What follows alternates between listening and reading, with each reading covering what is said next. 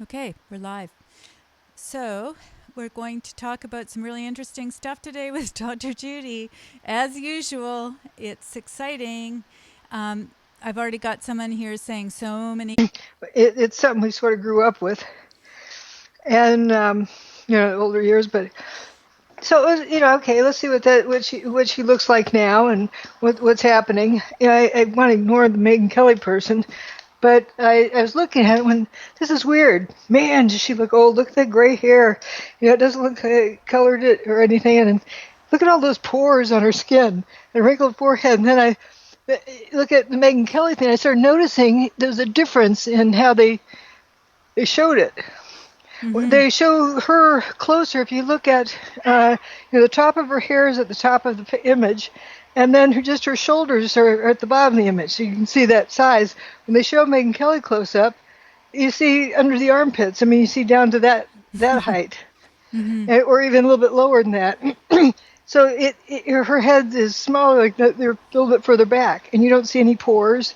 You don't see wrinkles, and then I started looking at the lighting. Mm-hmm. Megyn Kelly's hair is kind of flipped over to one side, so the side facing Melissa Gilbert has the hair flipped away from it, so the hair doesn't leave any shadows on her face. Melissa Gilbert's hairdo is similar, but it's she's oriented so that, and the lights are oriented so that it casts a shadow on her face, and oh yeah, it looks like a shadow is accentuating those wrinkles too. Hmm. But they definitely were showing it more up close. Mm-hmm. And it sort of reminds me of the Greg Jenkins thing, because that was so sloppily done. It's obvious. They have a profile shot right up close, and then they show Pretty Boy Jenkins there, backed off and watching him fluff his hair up. And none of the images of me were, head, straight on. They're all this Mm-hmm. profile thing with this lighting that, as a kid you used to hold your flashlight on your chin to tell Right. ghost stories. It was Uh-huh. that type of imaging. Right. Yeah, It yeah. was just it was so obvious. But the Megyn Kelly one wasn't obvious with some obvious with lighting. But I have it running, by the way, so that people can oh, watch. We just have it running in the background without any sound. You're the only sound we have. So she's it, just walked out onto the stage, and they're talking about the stripes. In case nobody ah, has heard this dialogue before, I yeah. hadn't. I don't. You don't need to hear the dialogue. It just just listen to it with it muted. I often look at stuff. I mean, watch it muted. Well, that's what I Um, love. It's for you to go through this and just tell us what you see. well, I Right. don't see it right now because I don't have the Oh, thing in front of me. I should be screen sharing with you, but we're just at the point where she's starting to talk, and we do see a close up Okay. now. Mm-hmm. Yeah, and notice her wrinkled forehead, Mm-hmm. and you can Yes. see the pores on her skin. Yeah. But you don't ever see that of Megyn Kelly. They don't have that kind of a close-up shot. They have some closer-up shots, but never over 30 seconds. I mean, 60 Mm-hmm. seconds. I mean, 1 second. Sorry, one.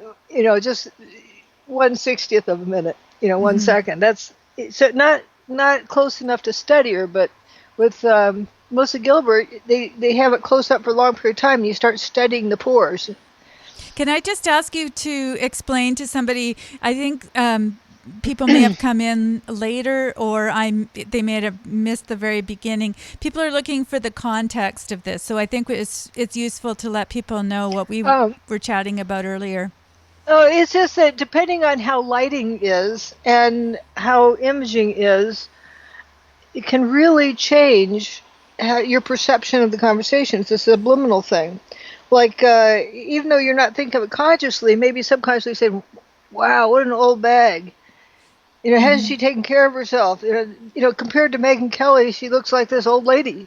Mm-hmm. But you're not thinking of that consciously, but subconsciously, it shades your view of the conversation. Mm-hmm. Yeah. And also another thing that shades talking about biases and why I'm so insistent that you first look at what happened. If you're trying to diagnose something, look at what happened before you start guessing at answers. Right. Because as soon as you guess at answers, you bias your observations. Right. So And so this is this is really a helpful in any situation. By the way, we have Oliver Stone there. They've got a picture of him looking very dapper and back straight and standing up straight. Mind you, they do have the pictures of Little House on the Prairie in the background, so that is helpful. But when we're talking about a sexual harassment situation, they show her a cute little girl, and then man, did she age? And I glanced at some of the comments, and actually they were also saying that. Mm-hmm. So in other words, the context of the imaging and so forth went for that, and these guys certainly know what they're doing. Yes. Mm-hmm. And also the clown suits, the stripes. So somebody's been filmed with no better than to wear stripes. You don't wear stripes on TV because there's an interaction, a moire effect between the frequency of the pixel array and the frequency of your stripes. Right. Of course, those are big stripes, but still, like pinstripe suit for sure. You have messages dancing around on the thing. You can have a hidden message that only somebody with a certain frequency of their screen would see. I was just a joke about that. But yeah. My mother would say it gave her astigmatism. Sorry. Also, read the title of the thing. Melissa Gilbert speaks out about alleged sexual harassment by Oliver Stone. Why is it alleged? Whereas we're just comparing. Yeah, it is alleged, but, or she hasn't proven it. It's her experiences she's talking about. But with these other characters, Roy Moore or Cosby, they've already convicted the guy just based on allegations. Mm-hmm. They don't say alleged allegations or whatever. It's not, they don't sugarcoat it. They say it's like a done deal. It's like for sure these other people have done whatever. And so by wording it that way with alleged in there is implying doubt about what she's saying. Right. Well, this is the whole way that we're being conditioned to see everything. And if we start to look at everything, including the shows that we're watching that look very innocuous, here we have an allegation, supposedly, and they come in a cascade. Alleged allegations. Alleged allegations. It's as though she's making it up.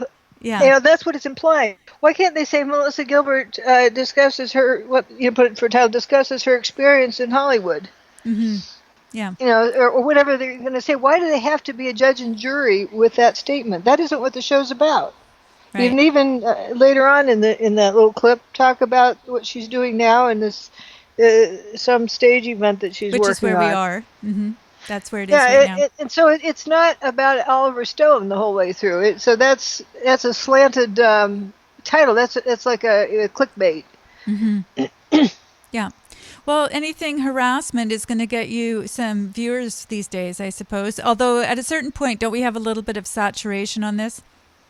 Oh yeah, it becomes noise, background noise, so that if somebody has a real issue, nobody's going to take them seriously. Mm-hmm. That's or either that, perspective. and they're not going to hire any women for fear that they can't talk to them.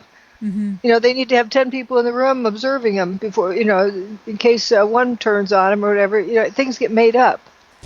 No, whatever happened to self responsibility. This is at the heart of it, isn't it? It's really about that. When you've got buttons and things in your room to keep people, or you're in your office to keep people in there, and you've got all these manipulative or to keep devices, other people from coming in.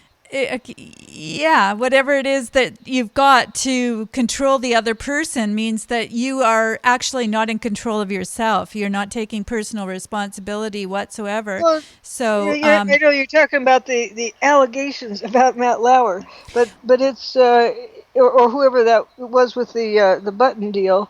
But it also you're assuming what the purpose is. The purpose could be that if they cry for help, nobody comes in.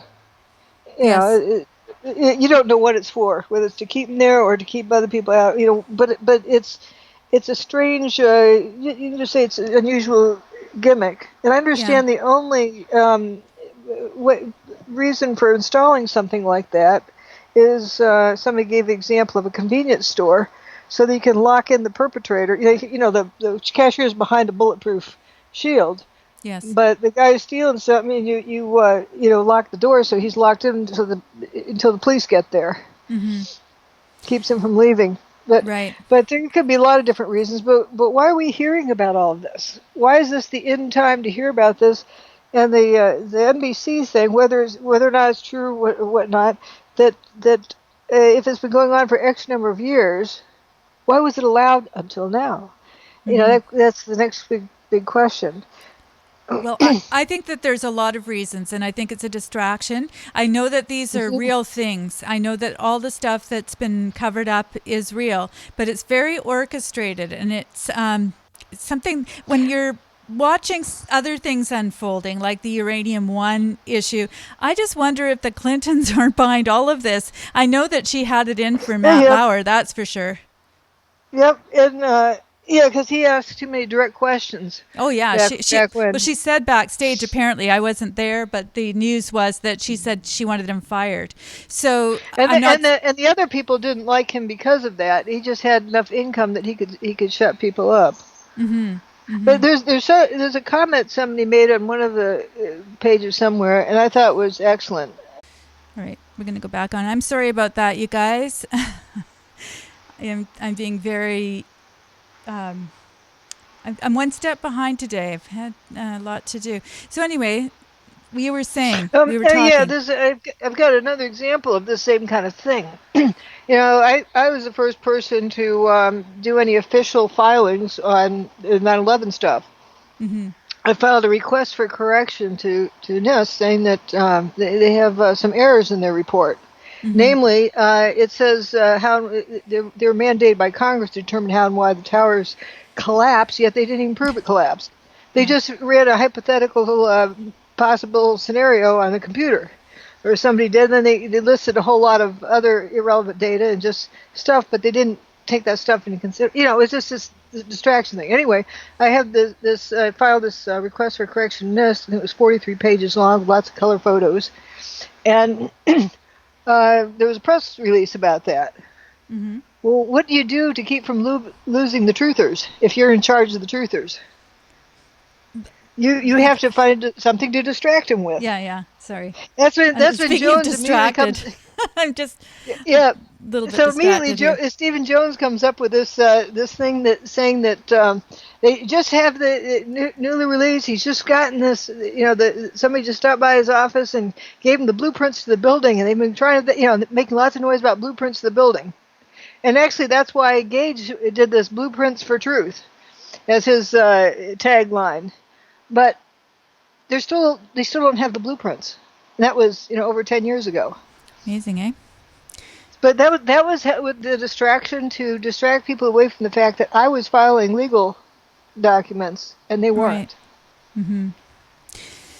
Well, this is what I mean about distraction, and I think it's part of what we're trying to do here is to point it out whenever it happens, and it's Hmm. something that it happens every day at every turn. And you and I have been talking about some of these things because I wasn't watching that particular clip, but you'll send that to me. I send something to you, and there's just a theme going on here. I think to me. Yeah, and the Hollywood deal, the casting couch and all that. As I was saying to you that, yeah, that's been known for a long time. That's not new news. That if you're Mm-hmm. going to be in that business and want the roles, it's a negotiating tool. That isn't you're not getting the role on merit. You're getting it because you do what somebody wants you to do. Yeah. But you go in there open eyed. That's just how it works. Mm-hmm. Like in the 60s and 70s, you heard about somebody rising up in the profession, a female, by sleeping her way to the top. Yeah, we did hear Uh, about that. yeah, that term, sleeping their way to the top. That you don't hear that term anymore, but it was just common. Mm-hmm. I don't know if we can get over this until like you have 3 or 4 generations. We won't be around then, or at least this country won't, and we won't have freedom by then. So it's irrelevant. But it would take quite a few generations to get to that point. Because if you have just only males working, you don't have that problem. But then that's a problem. And then you insert women into the workplace for a couple of generations, and you have this business going on. And it comes from a lack of community and a lack of self-respect. and respect in one's, you can't legislate morality. For sure. And and from that community comes a lot of other things too, because we learn how to think. When we were talking about Lindsay Peters, no, sorry, I'm getting their names conflated, but Lindsay, what's her name? Oh Oh, gosh, Shepherd. Shepherd. I'm sorry, and sorry, Lindsay, if you're out there listening, and Jordan Peterson, and we were talking about her ability at 22 years old to be able to Oh, it was think awesome. and Run put circles ideas to. around them. She can run exactly, and there's none of this. Well, all these sort of ways of phrasing things, these euphemisms that people use, rather than just coming out with it. It's most So you're like, annoying. oh, sir, you're being problematic, and you're unsustainable. Well, You that get word, the that lingo's in there.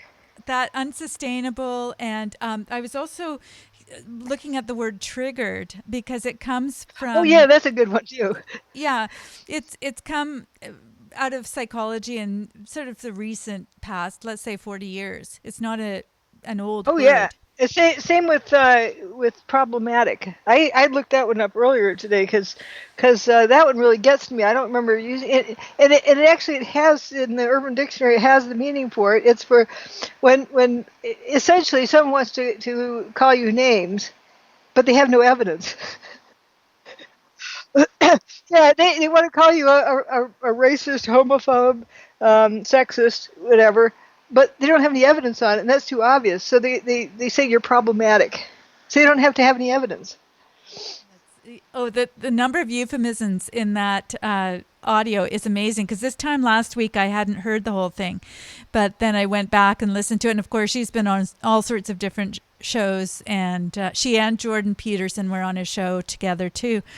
And she's just amazing in her ability to be real and to speak the truth because it's inside of her. Yeah, yeah, she's an honest person, and the guy was trying to corner her, and it sounded bad at first, but then even when she was talking with the Jordan Peterson guy, it became more clear in subsequent talks. When she says, "All right, so be it," she wasn't agreeing with the guy. The guy was saying, "Oh, so you agree that you've got you're problematic or whatever?" It says, "No, I can. She can't control what that guy thinks. So be it. If you want to think of me as an alien, okay, so be it." She wasn't getting quote triggered about it. Uh-huh. Uh-huh. Yeah, it's She was interesting. maintaining self-control about it. But, if somebody wants to call you names and do backflips and stick their tongue out whenever, okay, that's just what you're doing. That's what you choose to do with your time. Yeah. And the only And that time that she was gave in, sorry, go ahead. that in itself was rather amazing. That she could, draw the line and say, that's not my problem. Hmm. That's that person's business, and it's not my problem to fix. Right. Yeah, there's a comment here which is interesting. Madeline Q says, and religion's pushing dogma that suppresses sexuality. Well, I have my own opinions about that, but I'm curious about what you have Yeah, to say. that's a very general statement, way general statement. What's a religion? Religion, to use the term problematic is a religion in itself. Mm-hmm. I I don't like to ever point fingers at groups, but to look at the mechanics of exactly what's going on. And if somebody's been programmed by some group, it doesn't mean that all groups are bad. So it's I get hesitant about overgeneralization of things. My Um, particular view on that is as a person of faith. I think perhaps when you talk about religions and rules and that sort of thing, we can see that as a negative, but I don't see it that way. I see it uh, as there was a time when there were certain things that are appropriate, like when you're raising kids. There's certain things that you want to make sure that they're okay about. And there's certain things, right, you want to keep them away from right. certain content when Yeah, they're young. dogma. Is it dogmatic to say 2 + 2 is 4? Yes, it is. Again, that's dogmatic or whatever the terms are that gets used, are using, it's like using the word problematic. it just becomes a name calling to get the upper hand without having any proof against something. Or Now, calling someone. organized religion, is wide open to being abused, but not necessarily. You could, like what's Jim Jones? That was an abuse of a religion, his own, cult. But there's so much better things with religion. Why else would they need to destroy it and shut it down? Well, I would also say that politics is much more dangerous when you think about it, because they're out there to lie, but they're also out to lead. The whole agenda is we are going to lead you, we're going to be your leaders, and yet they're Yep. lying to get into that position. So But that's a much more but even dangerous more than that, situation. but even more than that, I can give an explicit measure on that. If they're caught lying, it's okay. If you're a leader of a church and get caught lying, it's not okay. Mm-hmm. And that's a big differential. And churches were basically a community center. And what I always thought was good about it, it's not so much the belief system, but that it's an extended family. So if you happen to be in a not so good family, you have other people in the church who can give you what you need and look after you to make sure everything's okay. It's a community. Now, Yep. can I tell you that Madeline says 2 plus 2 is a fact, not a rule. So 2 plus 2 is what? Is a fact? No. It's a sum of numbers that equals to 4. But it's not necessarily a fact if you start talking to the this new what do they call it, Common Core. Mm-hmm. Because everybody's entitled to their own opinion. The term fact is starting to get distorted. With my work, I present facts, evidence, and it gets turned into, oh, that's just a theory. So Yes. that's how anything can be distorted. So what is or isn't a fact? But religion has like a set of beliefs, and actually that's one of the reasons why they're going after Roy Moore. I don't know if people are aware of that. He was the judge who was trying to keep the Ten Commandments in the courthouse. Mm-hmm. And there are big problems. People are saying separation of church and state, and getting all upset about that. That's to protect the church, actually, more than anything, to keep the state out of the church. No. These are rules. The Ten Commandments aren't necessarily religion based. Our legal system has them stated, in details. Thou shalt not kill. Yeah, murder's against the law. And so forth. It's thou shalt not steal.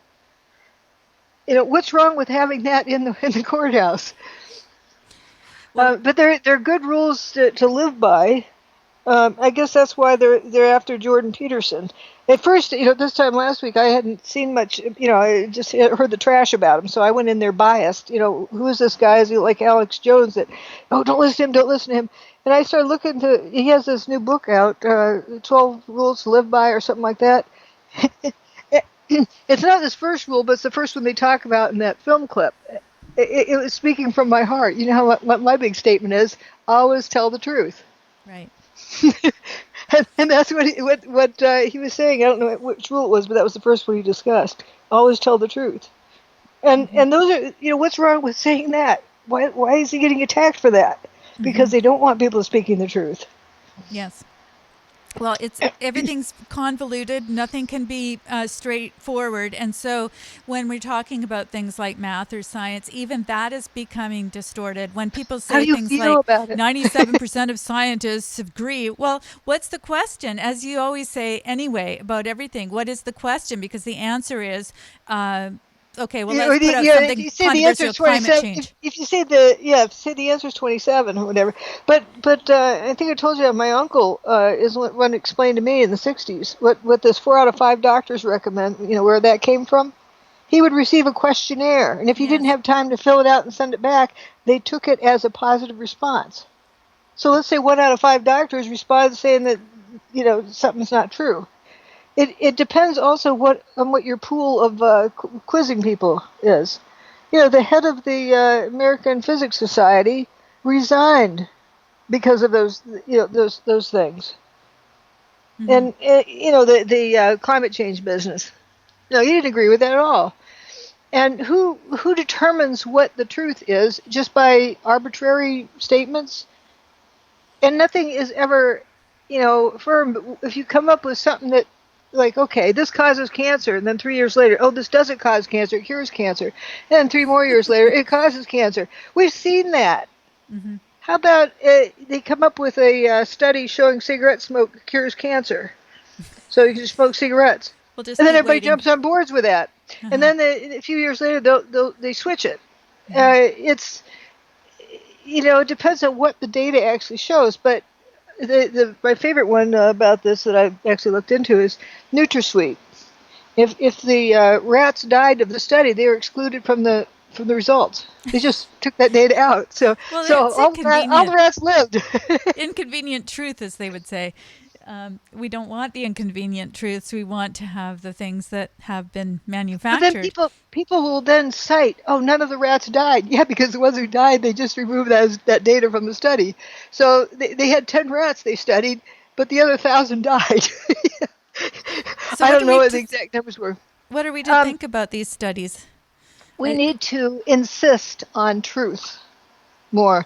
Hey, for example, I think it was in 1987 where it was a TV station in Florida. One of their sponsors was of GMO for using that for, I don't know if it was cows or crops or something. And it was shown that this was hazardous to somebody's health.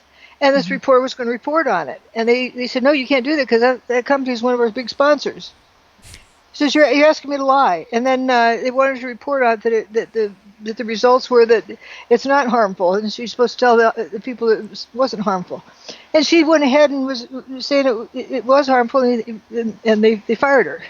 And she Mm-hmm. tried to file a wrongful termination, and because of that is why now media doesn't have to tell the truth. Right. That they changed that so that media is irrelevant. And if you look at how these guys report and what they say, that's another thing. This Matt Lauer business. It appears that he was getting paid $25 million a year. Now, It's for that crazy. price, can't you bet he'll say whatever they want him to say? Mm-hmm. I'm thinking so. Except for there was that one breakaway point where I knew that he was actually coming to a place of being pretty. I mean, you could see it as being arrogant because it just decided that he wasn't going to ask the questions that were put forward. He was going to ask Hillary Clinton what he wanted to, but man, from that time on, I think he was dead meat Owned. because when the Clintons decide that you're out, you're out. I'm not saying Yep. the guy's And a also, slime ball too, but it's my understanding. How anybody who supports Trump, everybody's after him, and this is more confirmation on that. That apparently, when he was having Trump on, he wasn't trashing him. He was Mhm. asking honest questions, and for that, everyone was out to get him any chance they could. Well, this is the whole agenda. When we were talking earlier about Megan and Melissa, I talk about them as though I know them, but anyway, we just for reference, and There's they Gilbert had to and make Kelly. yeah, okay, Gilbert Kelly. Oh, that sounds good. That could be a Well, show. Gilbert is one of them, and Kelly's the other one. Yeah, Yeah, Gilbert Kelly. Ms. Kelly and Ms. Gilbert. Yeah. So there they were. Well, we'll just call them by their last names. So there they were, and at the very end of the interview, there was some things I had an issue with about the interview, but the biggest thing that I found was the fact that they started to make these Trump jokes, and it says nod and wink and everybody, Well, I didn't and get that far with the audio. I just was watching. I muted it by that point. yeah, it's well, I just wanted to Yeah, keep mention that going. to you But because I yeah, found that really insidious because what it does is it teaches disrespect. It teaches us to disrespect authority and that it's all a big joke. So when you see the comments below, I just go, well, you guys aren't being very respectful. Then, of course, you're going to invite disrespect as well. I yep. notice our But commenters aren't being how else disrespectful. to destroy? How else can you destroy a country so fast? Exactly. And a community, Yep. everything is destroyed through this. So, And like even with videos of my presentations and so forth, they're similar to the comments here. It's like, wow, they can't, somebody give that girl, better glasses and more in style, get a better, more in style hairdo. They're not paying attention to the content. It's all about judging appearance. Like they said the same things about my presentations. Yes. Man, look at that old bag. Somebody should get her off the stage or get her a more fashionable outfit. It's all about being entertained, and that's all that matters. Oh, well, exactly. And that's probably the thing that you noticed the most. We were talking about lighting and being a photographer and a filmmaker. Of course, it can make such a huge difference. And, I was able to actually make people look quite good just with lighting, just with makeup. And they go, oh, is that me? So, but it's They part can of the do the lie. opposite. They It's, can do the opposite. they can do the And opposite. as you were suggesting, I was thinking the exact same thing. That it's probably in Megyn Kelly's contract that they have to make her look good, and they can't get in too close to show her wrinkles. And Yeah, that I know. and Sorry. she has to screen everything that goes out, and she's very image conscious. Like at the presidential debates, that's when I first saw her, because I don't watch TV, but I saw a clip of this debate thing where she's got this lip gloss on, and it looks like she's trying to be a sex kitten.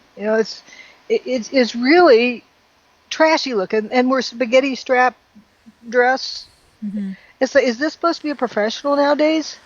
It was pretty weird. And then the long blonde, curly hair, looking like she was trying to go for Babe of the Year.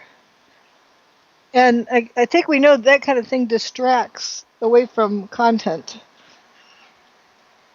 Well, it's a huge issue all around because we've got these people, these producers that say you have to wear these certain types of clothes or that's how you get the job in the first place. And who knows? It's just like the casting couch. It's a casting couch and people who are willing to Dress do up that. like a babe on the show. Yeah, and that's part of the job. Yeah. Whereas It's Melissa just Gilbert it's too said she bad. doesn't get the job because she's not willing to do certain things. Just isn't going to do it. And Yeah. she has the option. Now, Yeah, I and now I'm pointing out about the lighting thing. And I understand that the 1960 presidential debate was the first time they had it on TV, and if it hadn't been on TV, Nixon probably would have won. But compare Nixon to Pretty Boy Kennedy, with the yeah. poofed up hair and manicured hands and whatnot, and I don't think Nixon was into that. Yeah. No, and apparently he thought that wearing makeup was girly, so he chose Hmm. not to do that. Apparently, according to what I hear, I wasn't there Yeah, again, yeah, but yeah. That does seem to be more aligned with what the times were like then, and people were more honest. But this guy was ahead of the game with image. Kennedy was yeah, really into image, and that's, I think, is what happened with the media. They got into image so much it blew up in their face yeah. because it became all image. I've got it up on the screen, by the way. I just found the debate, so and it's not Oh, only that, man, but you're fast. it's the way that Nixon's sitting as well. He's very awkward and he's got one foot forward and a knee back, and you've got Kennedy crossed his legs, and the whole demeanor there is and the color of the suit. You've got a power suit with Kennedy and you've got a gray suit that's all slouchy with Nixon. When I look at this, it's really awful. It truly is. Right. So, but that's with today's standards, but that's where it started. And imagine if it was only audio, that debate. Yeah.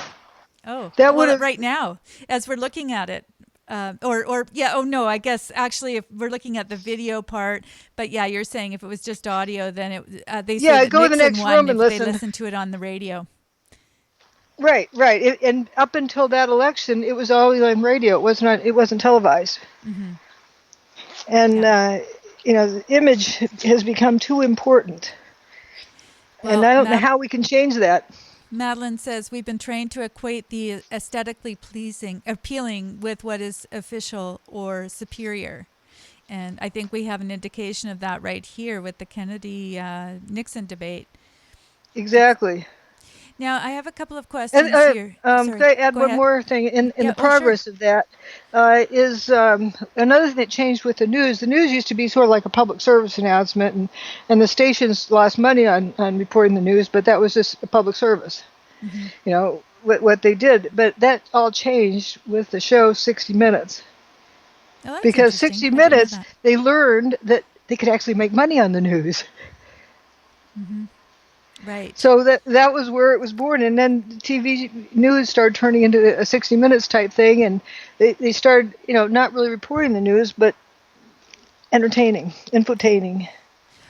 Well, Okay, yeah, no, and that is an interesting point because I think what I think is, what I think is that people have become pundits now. They're not just anchors, they're not news anchors, they make commentary. Most of those guys, you've seen them in some other context where they've weighed in on a situation.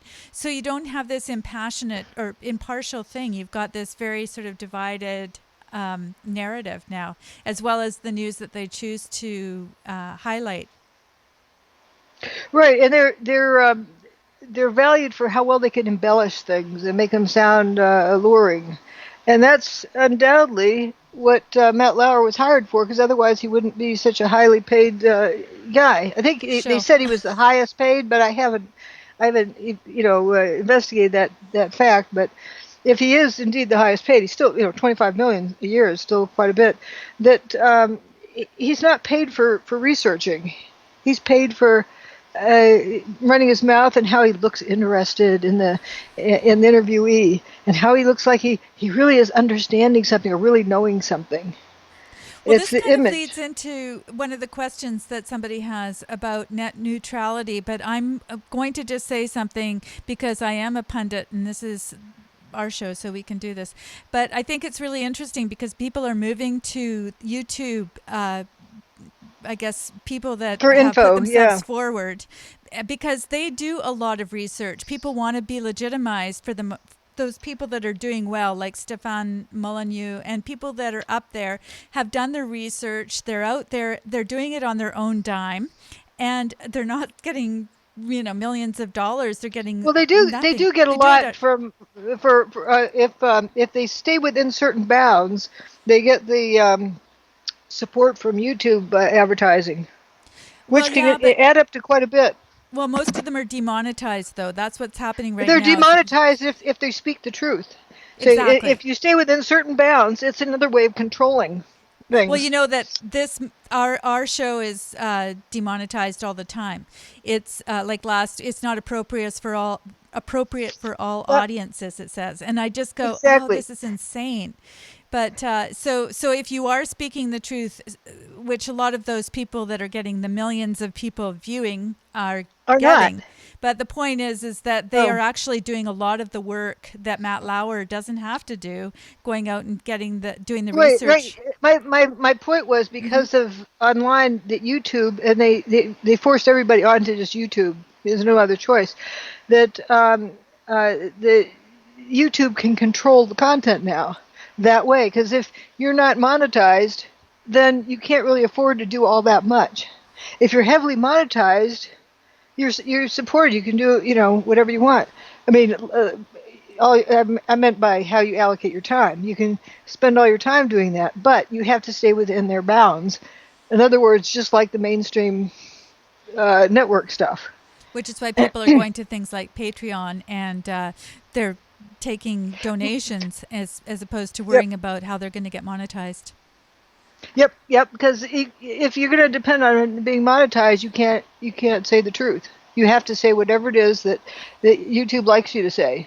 Well, now there's VidMe as well, vid.me, and a lot of people are duplicating their material and going over there because they're actually making some money.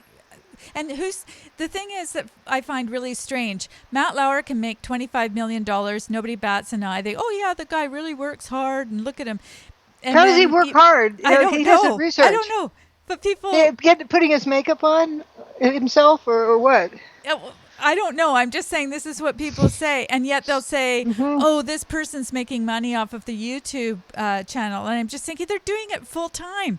They're giving something to you, and they're not even asking you for anything in return. Hmm. It's they're hoping, and you're begrudging somebody making a few cents here and there because you're liking their video.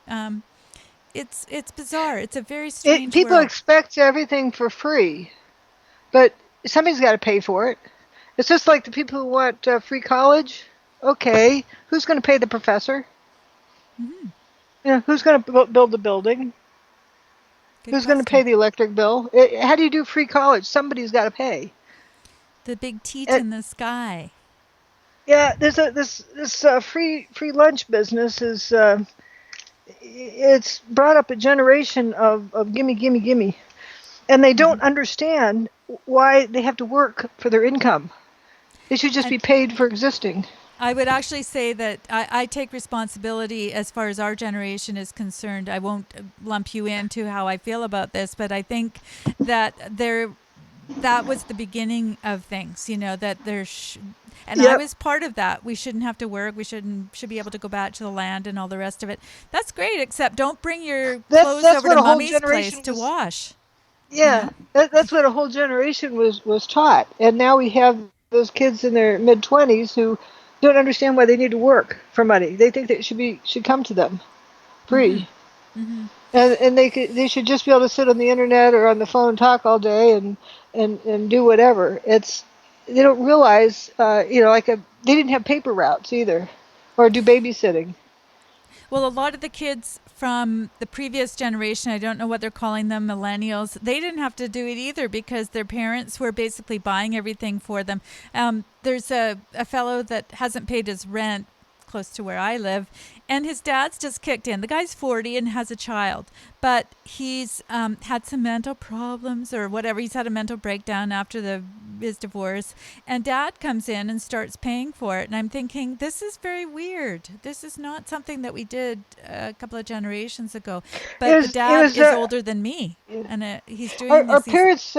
Yeah, our parents' generation they could help their parents and they could help their children. yes. They went both directions. Um, but that's when the free lunch started also. Social security and all this mindset of government running backup for people Hmm. instead of churches being backup. And I think community centralization of who needs help, and it works a lot better because there's more accountability. Hmm. Oh You yeah. know, if like when my mom was growing up, she told me that that every Sunday they would take the homeless people in town home for lunch, for Christmas, for Sunday dinner, Right. and another day of the week somebody else would do it. It was it but it wasn't a given for them, so these people were very appreciative of it. And if they acted like idiots and started stealing from people, no way would they get that handout. It's called shunning. Yeah, yeah, shunning. Thanks, that's the word for it. But that type of environment, and you get to know who needs help, and they get enough help to get back up on their feet, and then they would feel horrible to go beyond that to take stuff. Yeah. Well, It's often I know during the Depression, my grandparents, I guess my grandfather was, well, I know that he was a colonel in the army, so they never lacked completely. They had all these kids, but they always had the back door of the kitchen was always open so that if somebody was really hungry, they could hand something out. But then they would also, they always felt that it gave them dignity to let them work for their food. So if somebody would come to the door, they would give them, they didn't expect anything in return, but the person would always say, "Can I help you with gardening? Can I help you clean the house? Whatever." They didn't want to just take something for nothing. That's what. there's a song in the I guess it was in the 70s that actually describes it. Remember when people would hitchhike coast to coast? Yes. That mentality was still there. That was probably the end of it. But remember that song, "Me and You and a Dog Named Boo," Yes. from Lobo? Mm-hmm. I love that song, especially when I moved here to the southeast.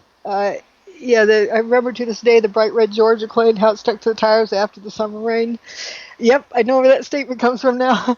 But they also talked about, they got caught robbing eggs from a hen, but then the Hmm. farmer made him work it off, and then he Yeah. paid it for what it was worth. That's part of one of the lines. Well, that's the reciprocal thing.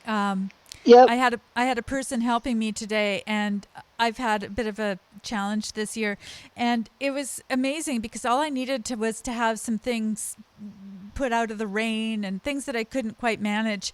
And we had a sort of reciprocal thing there going. And, you know, he didn't charge me what he normally would. And I was helping him out. And I just thought, yeah, he's deserving of what he gets paid, but he also felt like, you know, I was helping him out. So those are the kind of community things that I find really valuable because, you know, we both appreciated it. We were community. He Yeah. wasn't just a guy working for me, And that kind of then when idea. it becomes a given to get government handouts instead, that sense of responsibility dies out.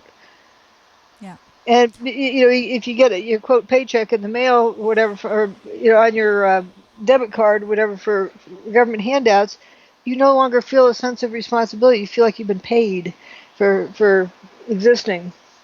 Well, It's a you know, different mentality. well, it's not. There's also another really insidious thing, and I don't want to talk about my situation too much, but I think this is quite interesting because a few years back I had cancer, my husband left, and all this stuff happened, and I had a mastectomy, and I wasn't supposed to work. I wasn't supposed to lift things or whatever. Well, I didn't have any food and I also needed wood to heat the house. So I thought, you know what I'm going to do? I'm going to sell wood. I'm just going to have this guy dump wood into the back of, or I had a little trailer thing. But I ended up, to speed things up, throwing the wood off. You know, I didn't tell people I was going to stack it. I just said, I'll throw it off into your yard. And really overworked myself. And somebody said, well, don't tell anybody because I think I was, in case you need to get welfare, they don't want to know that you can actually work. I mean, it was just really interesting how it all Yeah, worked. the mindset. Yeah, the mindset. The game that gets played. Yeah, Uh, because I was literally a person that could have gone on welfare and could have done whatever you want to call it, social assistance, and I could have gotten all the perks, but I just well, felt the truth is, anybody can if they lower their moral standards. they can. Yeah. And it's there. It's a great safety net. I have nothing against it. I If it's think used as a safety net. if But it's used as a I safety I net. think I think we'd like to see it. What do you call it? Doled out from a community source, like it used to be through churches, where people were familiar with what the person was up to.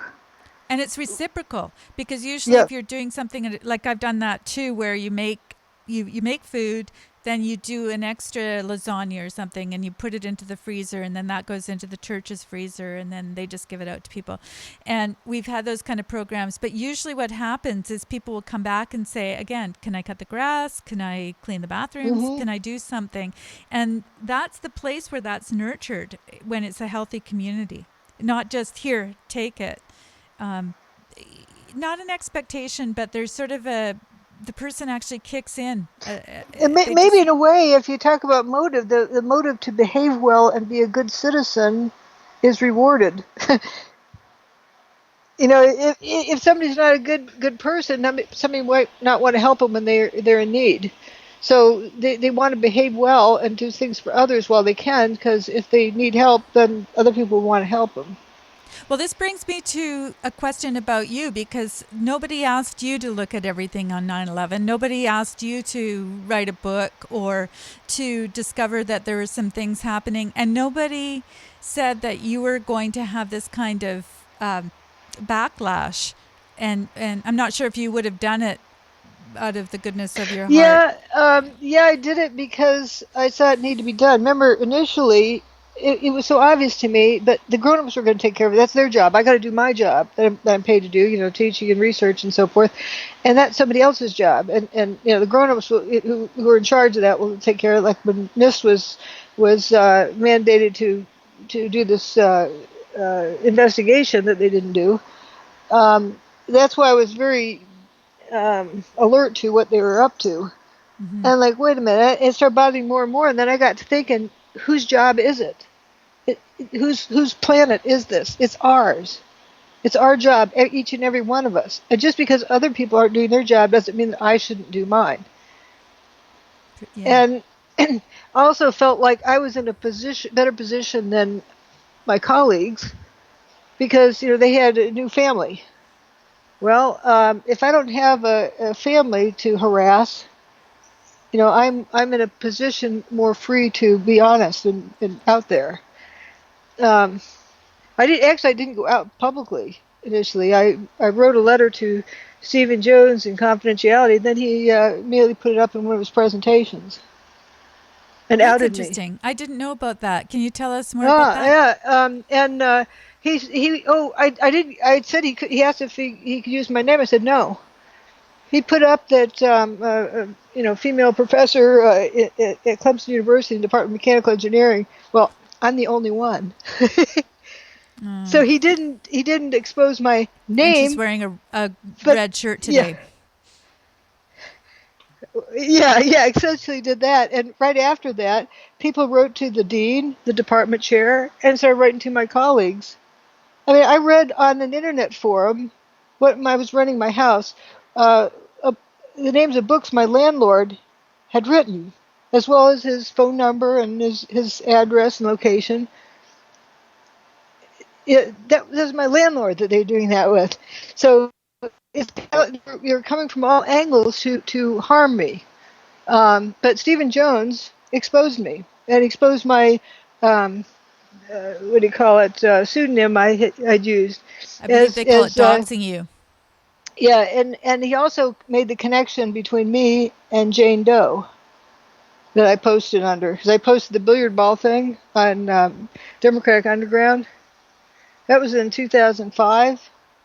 So if someone wants to say I came out after Jones, no, Jones came out after me. I posted that, and Morgan Reynolds posted an article, and then they rolled Jones out. Well, Jones got rolled out actually with the NIST report when that came out. But in any case, yeah, things get managed like that. But back to what I did, I remember thinking that if I don't do this, as my mom said to me, if you do that, you're not going to have a job. And I said, if I don't do this, nobody will. And like so, yeah, other people benefit from it. So be it. But somebody's got to do it. And I had no idea what I was getting into. I'm not slick politically, as you know. I'm not, good with public conversation. I'm just your typical nerd, engineering nerd.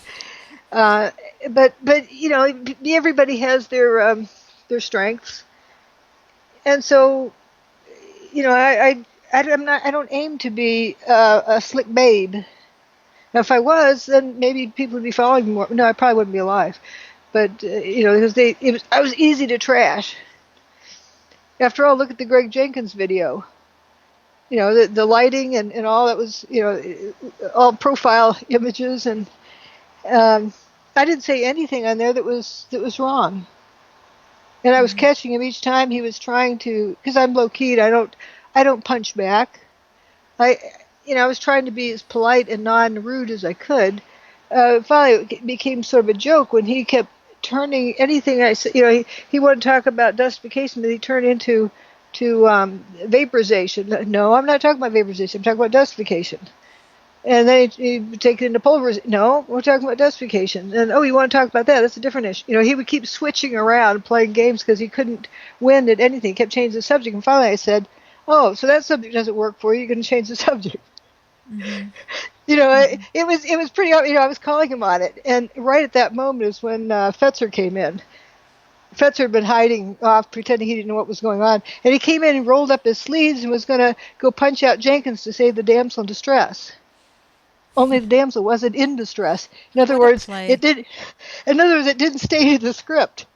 Greg Jenkins I was mopping the floor with Greg Jenkins, so that exposed Fetzer's arrangement. Fetzer's the only one who knew I was going to be there. And so apparently I had contacted Jenkins and got him there to do that. But it's amazing how that was able to keep people to distract people away from the evidence of the buildings turned to dust in midair. because Well, Jenkins made fun of me for saying that most of the buildings turned to dust in midair. He made fun of me for that, so nobody was going to go near that for another 10 years. this is what they did with Pons and Fleischman. This is what they did with Hmm. Lindsay Shepard. They do it with every. She's just learning. I feel for her. I'm listening to her and I'm She, thinking that poor young girl. She has no idea, and all she no, did she was does. She does. She knows that well, she does universities now. are. Yeah, universities are a piece of trash. Well, she knew going into that. It was interesting. Yeah, I guessed it right. She went in there deliberately recording them, but she didn't state it. But clearly, her cover story was, "Oh, I was instead of my taking notes." Oh yeah, it's just See, they couldn't hang you for that. They couldn't hang you for that. she just didn't know Um, the fallout. I did see her on, is it Dave Rubin? She was sitting down for a discussion. You might be interested in seeing this. But he said, did you know that you were going to have your classmates just decide not to talk to you, that you were going to have people ganging up on you? And she said, no, I had no idea about that. So I'm just saying that the like, pain has yeah, just begun in that area. like I had no idea of that either. And for me, 2 plus 2 is 4. It is no discussion. It's proof. I have proof of the things I've said. I haven't stated anything beyond proof, beyond what I can prove. And if anyone who reads my book, yeah, no one has found anything wrong with what's in my book. They haven't found any errors. I don't have any redactions. What does that mean? That you're darn smart. Oops. Did, oops. I Correct it. lost. Oh, there you go. You're back. Oh Lost. yeah, yeah. People are managed away from it, so they, just come to believe it's wrong, and they don't look at what the evidence is. So even though what I stated was, yeah, you look at clearly the buildings turned to powder in midair. There's no denying that. There's no denying that the adjacent buildings didn't have what do you call it? They didn't look machine gun fired, Mm-hmm. and you don't have a pile of rubble left, and you have no detectable S or P wave and a minimal surface wave for seismic energy. That's undeniable information. So why was I getting prosecuted for it, like the Greg Jenkins thing? Because it's undeniable evidence. Yeah, so you That's have to smear the person you're instead over of the talk flat. about the You're facts. you're getting flat because you're over the target. The old idea. At least the Lindsay Shepard is good looking, so they can't go after that. Like why isn't her hair fixed this way, or why doesn't she wear these kind of clothes? They haven't started in with that yet, but Oh, they will. But they they will. have. Apparent according to her, they have. Oh yeah, They but they will. That's what they do. That's just like that in the Urban Dictionary. The definition of problematic mm-hmm. on there is if they don't have any evidence to insult you with, they use that term that Yeah, you're problematic. yeah. They're trying to. It's a wishy-washy term that doesn't really say anything. Yeah. It's just a way of insulting someone. Well, it's a really good ploy because they've set you up to knock you down. First of all, they say that women should look like this. They should look like Megyn Kelly and they should be flawless and they should be perfect. And then they say, if you come out and say something we don't like, then we're going to hit you right there. We're going to say, oh, look at you. You're not a real woman because you don't look like this. You don't look like Megyn Kelly. So they were kind of doing that with Melissa Gilbert, too. They were kind of denigrating her Yep, in that way. exactly. Mm-hmm. Yeah. Oh, as for the content of the Melissa Gilbert thing, what first hit me when I was still listening to the thing at the beginning, and when she was talking about the Oliver Stone thing, and she was saying, "Well, we need a commission in Hollywood to look into."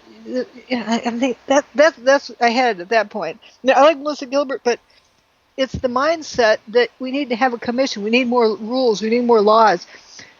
That you can't legislate morality. Mm-hmm. And also, she's delegating someone else to fix it. Mm-hmm. If each and every one of us felt responsible to fix it, like with 9/11, why is it just me? If everyone out there took it upon themselves to tell the truth about what happened, Well, this is things would my change. idea in doing this kind of exchange so that people know that it's not just them that's going to have problems. I mean, you are entering the fray when you start to do this. But like, let's stand up for each other. If we're talking about community, let's start to actually behave like we're part of a community. It's Hmm. easy to talk about, but it's not that easy when it comes to actually sticking your neck out. Yeah, And what are you doing about it? what are you doing about it? Exactly. We've got somebody who says you're the most important person in the world, doctor, which is a nice bit of feedback. Now, I do have a question about net neutrality here. If somebody wants you to weigh in on that. How do you feel? Is that something you want to talk about, or? I don't know what that term means. And again, I look at the basic thing. I had a big discussion with somebody yesterday who was saying, "Well, when are we going to have disclosure about free energy?" And I'm saying, that would happen if we didn't have this other problem. The biggest problem in this planet is this deal of community and telling the truth. Precisely. And we're going down the tubes with that. If you fix that, everything else gets fixed. And that's why I so much look up to Lindsay Shepherd. It was one small issue that she was battling on, but she stood her ground and was honest and truthful about where she was going. She didn't get bullied into playing the game, and they were trying real hard to bully her. And we need to stand up to bullies. We don't need to punch them back, but just stand up to them and say, know what it is that you know, and stand your ground. That's what she was doing. She wasn't getting into areas that she wasn't invested in. It was like, is this one issue? And they're getting into Holocaust and all that stuff. She wasn't going there. She was staying on task. And that's another admirable thing, is to keep from being distracted on other things. Like, if I'm talking to somebody about 9/11 and they say, oh, but for sure it happened just like we were told, and blah, blah, blah. And what about this? What about I start showing them evidence of stuff. And then they say, oh, so you also think that the moon landing was blah, blah, blah. No, they say that. So you're saying that we didn't land on the moon? I says, we? I don't think I've been there. I hate that term, we, because it's a story we were given. Now, is it true or not true? The story we were given. We doesn't have anything to do with it. It's learning to look through. What do you call them? The language. What were you calling it? Oh, Like the problematic, euphemisms. sustainable. Yeah. Euphemisms. Yeah. It's getting away from those things and getting away from cliches and talking about real things. I think that's a really good beginning, because if we were to actually say the things that we really meant, because it's this thing of passed away or is no longer with us and used to. Okay, this is another little anecdotal thing I'll just mention, because my brother, after many years of not being a believer, became a minister, which is very strange. But that's a long story. But one of the things he noticed when he was a minister, and he was down in Aliquippa, Pennsylvania, very small town, and he said the people there were incredible. Like, they were very they were kind to one another, even though they were surrounded with such poverty. But he said he would come back to Canada, where I am, and he said they would cremate their loved one, and they didn't want them to be there at the so-called memorial service. They didn't want to have a funeral. They didn't want the body there. And he said, this is the whole point, so that you can come to terms with this. There's something Oh, really good about having the I body got there at the yeah. funeral. But he said, we're just totally in denial. People don't want that anymore. Yeah, two stories here. One was a fellow hiker that I knew when I lived in Blacksburg, Virginia Tech, and this one guy was going rock climbing with a friend, and they went around a corner and they got hit head on, or no, they slid into a wall of rock or something. Anyway, the guy broke his neck and died, and we had a funeral for him where we had a potluck dinner and then divided up his hiking gear. His best friend's got his pack or so forth. I got a pooper scooper because that he so because that meant something to me when I would hike with. We did bathroom jokes, so that pooper scooper meant something to me, and is a way of carrying him forth in future hiking events. And we laughed about him, we cried about him, we told his funny story. He was a real equipment fanatic, and and we laughed and cried. Whatever we needed to do, we processed the emotions.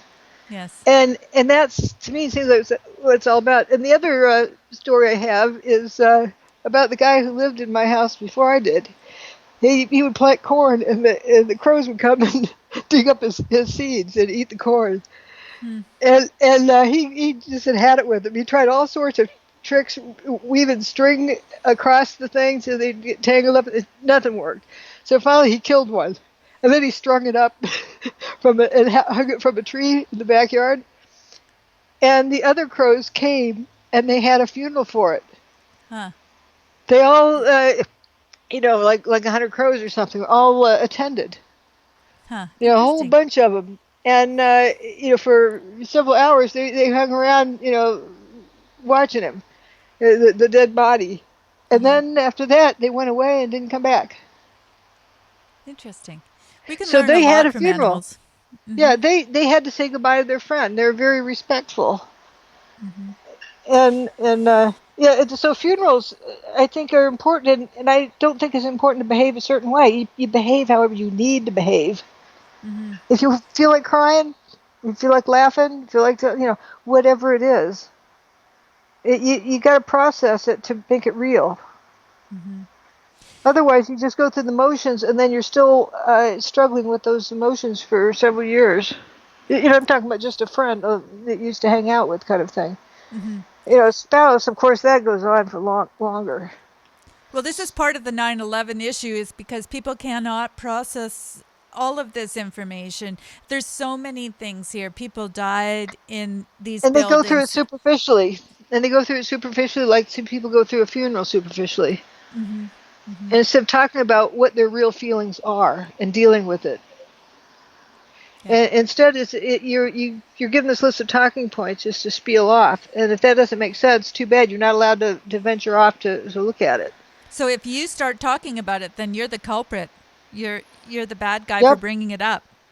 Actually, looked up on the Urban Dictionary. I hadn't been to that site before, but I looked up on their Truther. One of the definitions is anyone who questions the events of 9/11. And it makes it sound like they're a conspiracy nutcase.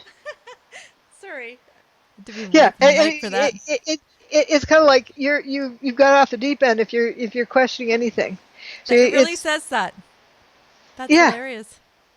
and they of course listed 8911 Truth Gang, but their definition was anybody questions the official event. So what is that telling us? We're not supposed to think for ourselves. Don't question. Or don't think outside the box. You're not supposed to even think. You're supposed to just memorize and regurgitate. Well, that's to me the beginning of thinking is questioning, because a lot of people don't.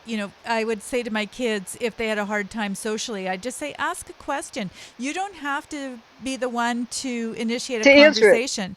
You can actually be interested in the person that you're sitting across from. Have a few things like, where did you get that scarf from? I mean, it doesn't really matter. Yeah. It's the But beginning also, of internalizing yeah, something about the other person so that you can engage with exactly. them on a real level. Or other creature, not necessarily person. But the important thing to remember is you don't have to come up with the answer. So a lot of people think that they do. That's how our quote educational system or the indoctrination system teaches people is they don't know the answer just to guess at one and then move on. Yeah. No, if you leave it something as a question, you don't know that you know for sure. You stop at what you do know, and then maybe it could be this or that, and then you can go collect that data as you move on. Like with my chickens, why is this guy doing this or why is he doing that or what if this and and you start to realize different things Mm-hmm. um, that also about the inheritance or genetics. Just look at the patterns. You don't have to have the answer. I could go study it more, but I noticed that ones with these splotches on the top of their head also have 4 toes, and the ones without the splotches have 5 toes of this particular batch. And so it seems to be related to that same genetic thing and not necessarily gender related. It was, just isn't this interesting? I wonder how that happens. And then you can start learning more about how it goes on.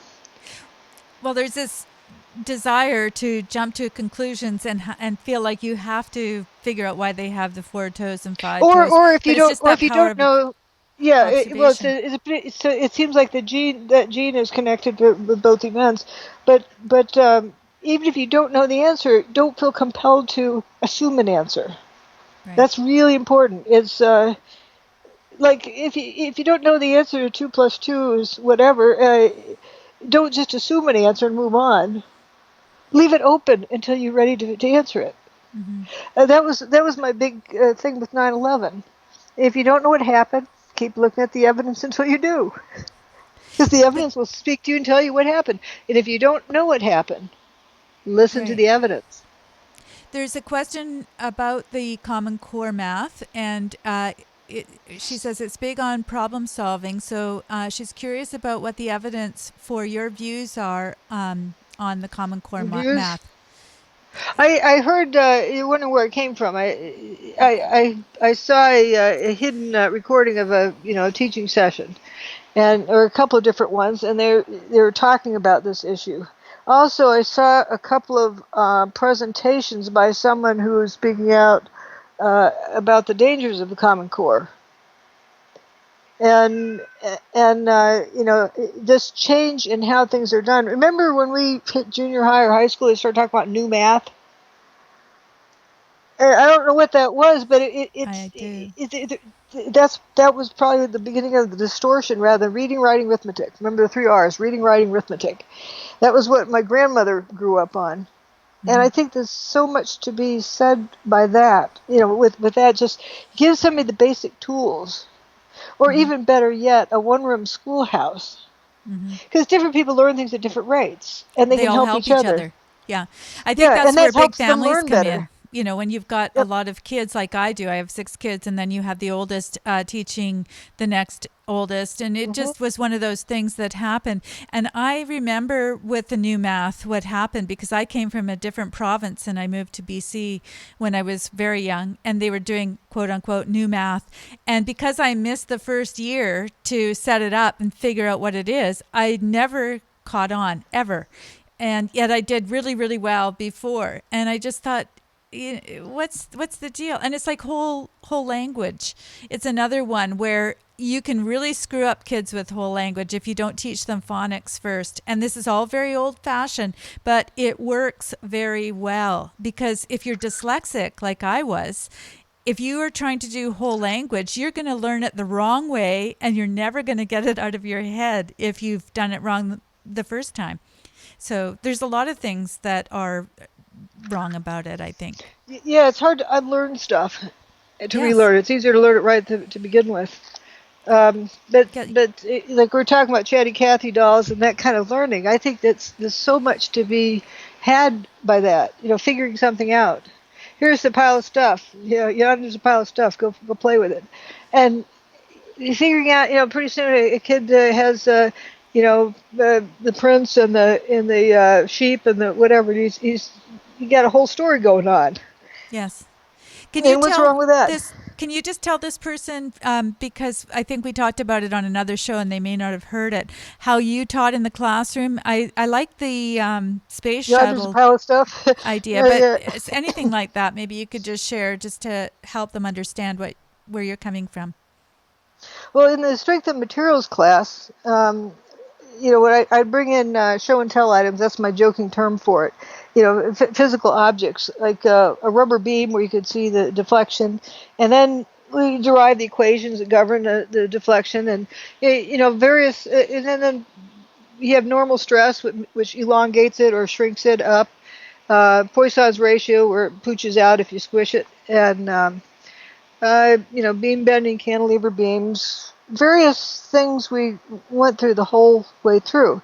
And the last day of class, I bring in this box of stuff. Yonder's a pile of stuff. Figure out what the modulus of elasticity is of the beams. There's different beams in the box. And you have these tools to figure it out. And one of the tools was this beam with a scale on the side with a fulcrum in the middle. And if you have a couple of nuts and a bigger, like a bolt, you have to figure out. What the weights are just these little things. You can figure out some of the of moments on one side equals the sum of the moments on the other side. So you can figure out what the weight is of that other item, and work your way up from that. And they had to use their knowledge, and then different ones would figure out different ways of measuring the beam deflection and comparing it and to figure out which answer they liked best. Whether it was, 2 out of the 3 techniques they came up with had answers close to each other and the other one was far off. Should they average the results, or should they, is one reliable and one not, or, what was that technique like? And just understanding those things rather than a plug and chug, stirring the numbers and cranking the calculator mindlessly. Mm-hmm. Mm-hmm. I never wanted that response. Like why I showed for introducing shear stress, I showed Roadrunner cartoons. Because I love that. they have trouble determining the difference between normal stress and shear stress and what area should they use. The flat surface area or the around the edges, or what should they use? And I said, well, after this, you don't have that excuse. No partial credit on the test. You got to get the right information. And you think about, like, remember the cartoon where the coyote puts a pile of food in the middle of the bridge, and the Roadrunner stops to eat it, and the coyote's cutting out a circle around it, and then the bridge falls. Wrong sign convention. The disc stays there in space. But you look at that surface area that failed, and so the load is being distributed over that surface area. Right. And like the thing with the Acme steel plate and the silhouette of passage that I ended up using for 9/11. That one was a favorite cartoon. And so after they visually see it, they relate to it, and there's no way they're going to forget that. Mm-hmm. Oh, yeah.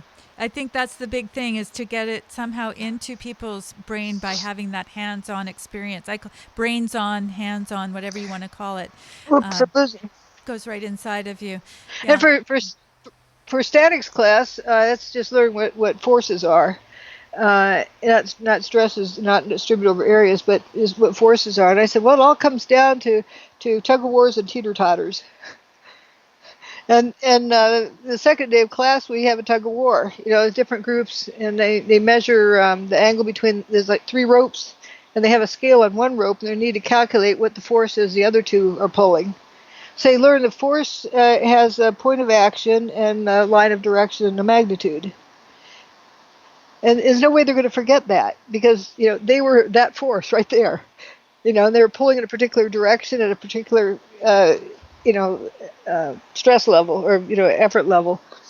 And then I have these little mini teeter-totters for looking at moments, summing moments. But I'd like really hands-on physical interaction with the actual equation.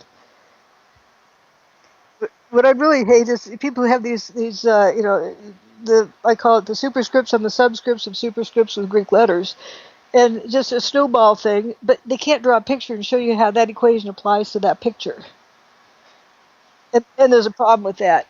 Yeah, exactly. And I think that's, whether you're teaching filmmaking in my case, or whether you're teaching engineering in your case, I mean, they're quite different in terms of the subject matter. But I find that kids working in teams as production teams and with an investment in this process, and there's a finite time. They say, oh, can we to put it forward a bit? And I just go, no, it has to be done by this day. Or when you're staging a play, it's going to go up on this day. You're going to have an audience in front of you, and they're going to see whatever it is you've done.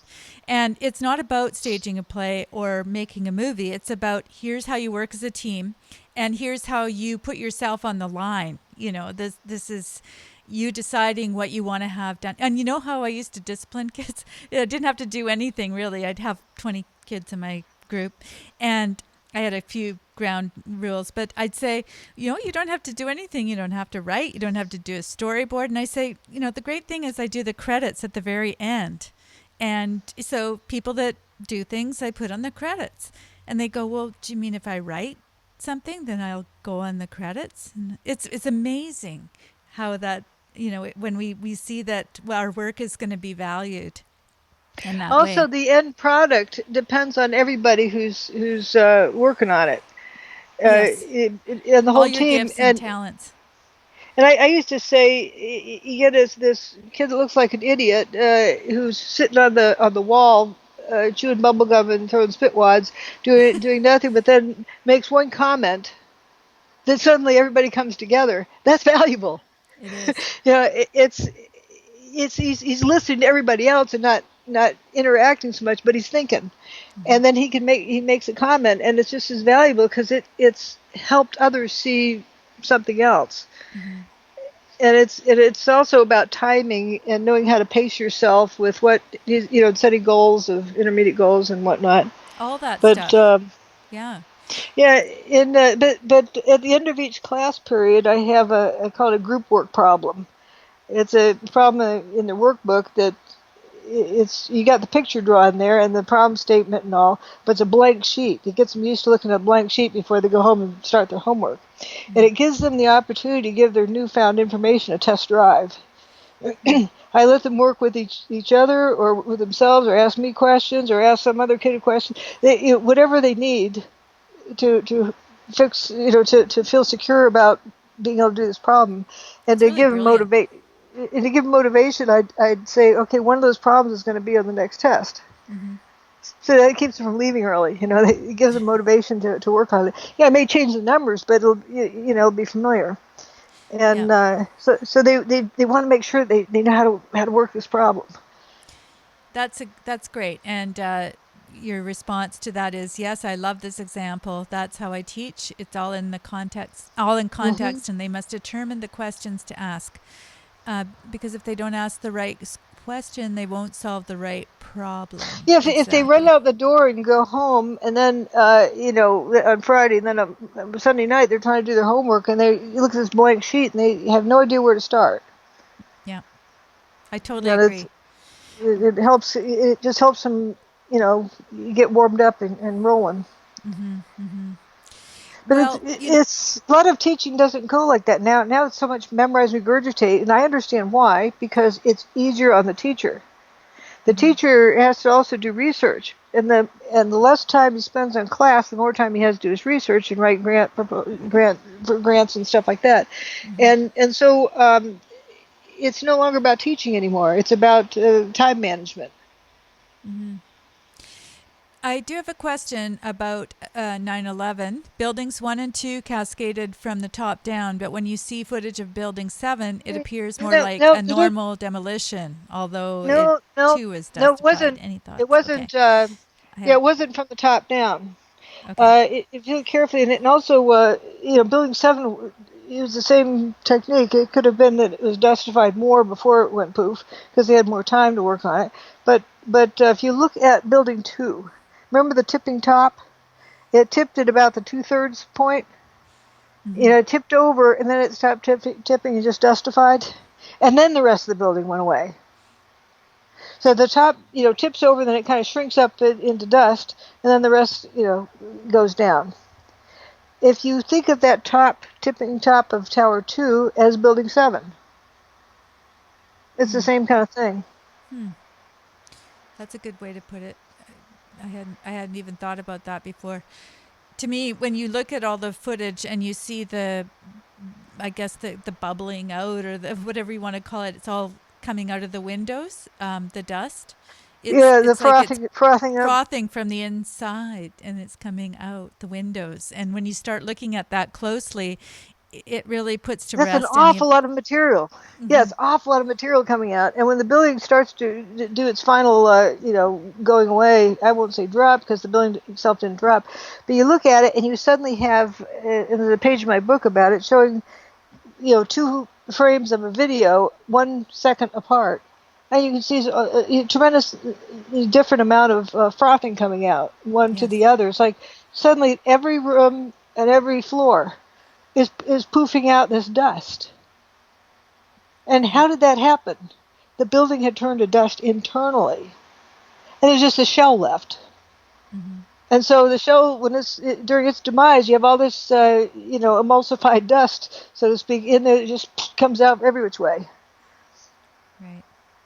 And like for the tipping top of Tower 2, looking at it, you can prove it turns to dust. The concept of conservation of angular momentum, it starts rotating, it stops rotating, and it just kind of turns to dust. The fact that it stops rotating is proof that it's no longer a single rigid body.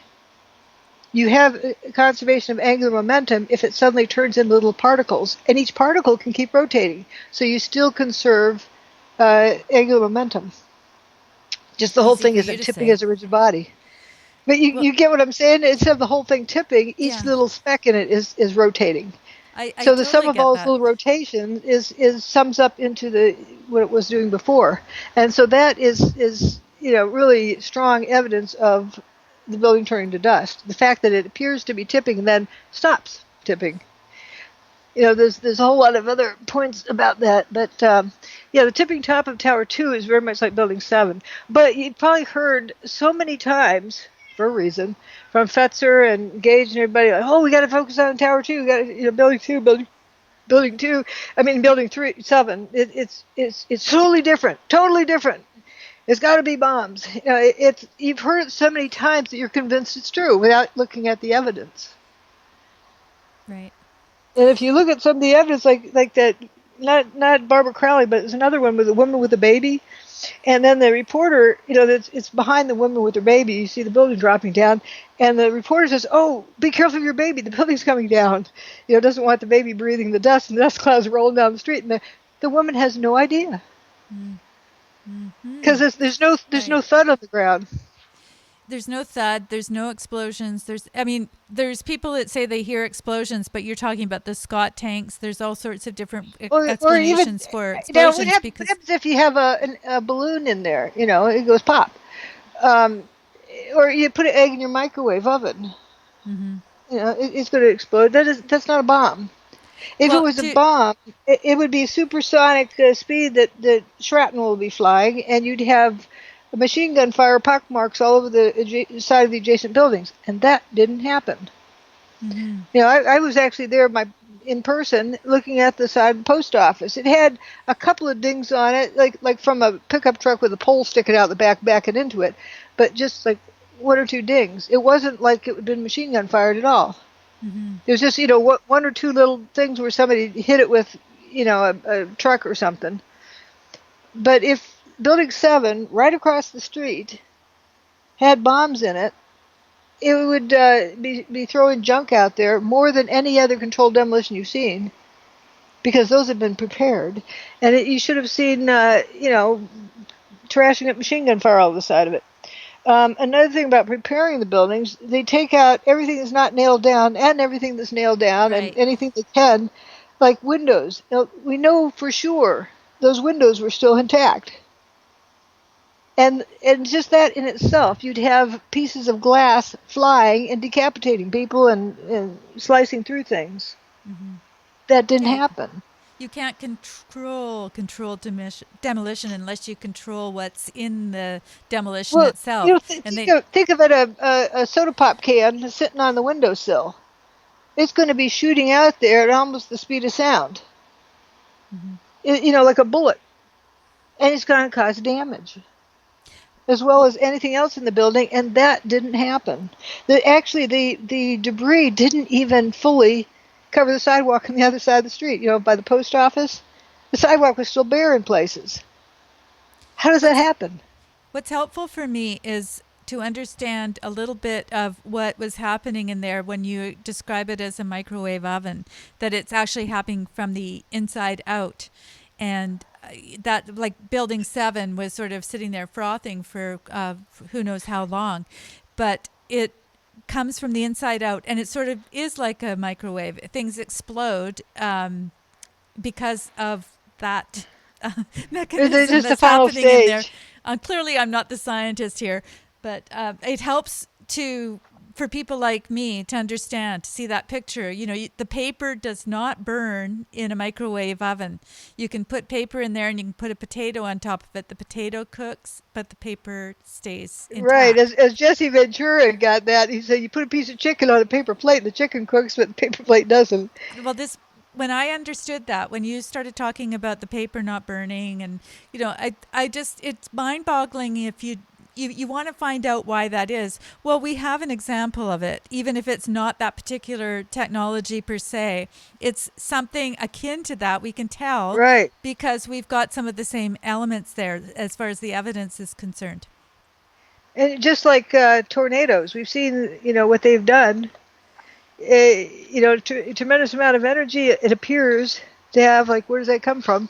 But half the building's gone, and the other half looks untouched. The I'll funny thing never is, forget that. What I saw as a kid sorry. in Topeka, Kansas. There's this bed with a bedspread on it, still made, that looked just like my sister's bedspread. But right next to it, like a few inches away, was no building anymore. It was, things were untouched in there. And just That as I you just couldn't say get over this, that. I'm showing your presentation just in the background so people have something to look at. But right this very second on the screen are all the objects that have gone through trees and objects that have gone through trees and gone through metal as a result of Hurricane Andrew from 1992. And that is a dissociation of materials, and then it comes back together. Is that a way to describe it? Yeah, yeah. Like, my description of it is, think of musical chairs. Well, the music's playing, you're up walking around, and somebody takes out a chair, and then the music stops. You're supposed to sit down, but there's one less chair, so somebody misses out. Think of this field effects as being like when the music's playing. When the music's playing, let's say the tree isn't structurally as solid, and then along comes a two-by-four or something, and then the music stops playing. That two-by-four is stuck in the tree, or a straw in a tree. It's This totally piece of bizarre. straw doesn't go through a normal tree, under normal circumstances. There's something that changes in the environment. So it's like, I call it like musical chairs. While the music's playing, it can go through the tree. But if music stops while it's in the process, then it's locked in. It's crazy when you see these pictures and you hear the description, and we're seeing it all the time. This is a hurricane. I'm sure that happened with Harvey and all the different hurricanes that have Yeah, yep, been going through, Irma, yeah. and A full size two before? Well, piece of three and a wood. half inches by Hmm. 1.5 inches. A long two before, uh, you end up in a tree, through a tree. How do they explain that? How do people normally explain it? Because I really didn't How's the think about it before. aerodynamics? How's the aerodynamics? It's tumbling through space. How does it do that? It doesn't have a sharp end. It isn't shot like a spear. It's just randomly tumbling. So when Oh, you, they don't know what to think. People who don't think about it just don't know what to think, and they move on. They just say, "Oh yeah, that's weird." Or if it's moving fast sorry, enough, I guess it does that. Like an egg. If you throw it fast enough, it'll go right through.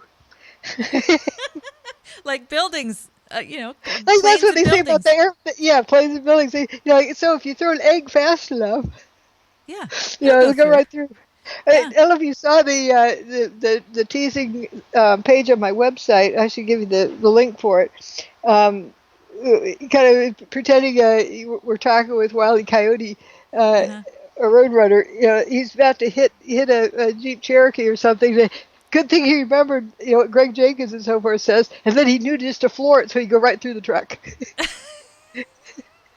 These are supposed to be scientists. These are or people that are researching. They're supposed to be serious people, and you listen to their rhetoric. It really is just it's nonsense Well, if because they it get has no stuck, basis in yeah. fact.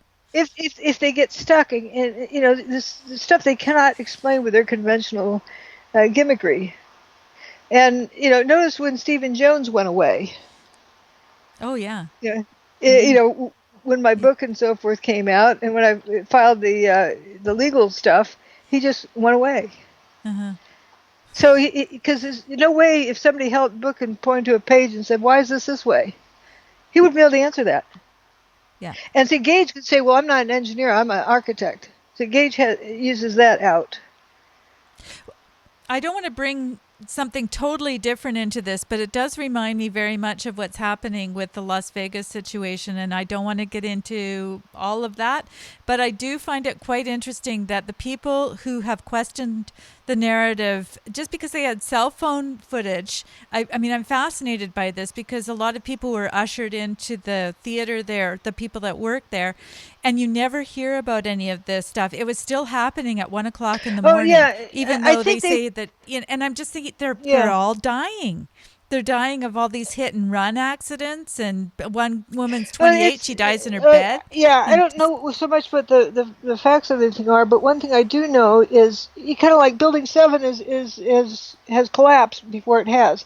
Um, there's no insider thing on that. There's just everybody's in a panic to see who can say it first on TV, and they hear something, the building collapse, like One Liberty Plaza has just collapsed. I have an actual video with the ticker across the bottom says, "Been confirmed that One Liberty Plaza has collapsed." One Liberty Plaza is standing to this day. It didn't collapse. well, in But this particular, I know where you're going with that, but yeah. in That this the case, people they are were just saying, no. Hang on. sorry, Let me finish this. oops. So people are in such a panic to see who can say it first. They want to be able to report it, and they hear a rumor here or there, and they run with it. And I think we're running into a problem now that the news cycle wants to get it and move on, or say something and be the first, and then they have the story and they don't want to change it, and they don't want to investigate first. They don't investigate; they just throw out a story. And there is, yes, I'm aware there's other information. It didn't mean that the whole thing didn't happen. It just means that somebody got it wrong. Something happened, yeah. But what the media runs with, but why is that the last word? You're not allowed to have a different story. They don't investigate stuff anymore. Mm-hmm. They just get a story and run with it, and you need to run with that story. As to what really happened and all, who knows? Why Well, don't we have orders I just on wanted it? to point out the fact that there are these people that are put into a theater at 1 o'clock in the morning, and they have their cell phones going, and there's two or three that are collaborating now on this, and they've come out, I guess, because they just have to say something, but they're saying there's still an active shooter. Well, this was 2 hours after Paddock had died, and they had their news conference, and they said everything's fine. Well, they're still locking down because they said there's a guy Yeah, shooting, and they can hear them shooting, and so yeah. it's just kind of odd. For all we know, let's hypothesize at this point. Maybe someone thinks that they're going to go after the shooter, and they're out there shooting, or they want to. Hey, I'm going to join in too, and we can blame these dead bodies on that former guy. There's a whole lot of scenarios you can run with. But what the case is that the media reports something and they're done, and they have the story and they don't want to budge from it. Mm-hmm. And there could be something that they're covering. I'm just saying with 9/11, it's the same kind of thing. If people came forward, they suddenly weren't around anymore. So you're doing no, I don't. what? That's silly. I mean, it's not silly, but it's distracting to say, oh, they're not around anymore, so therefore they must have been telling the truth.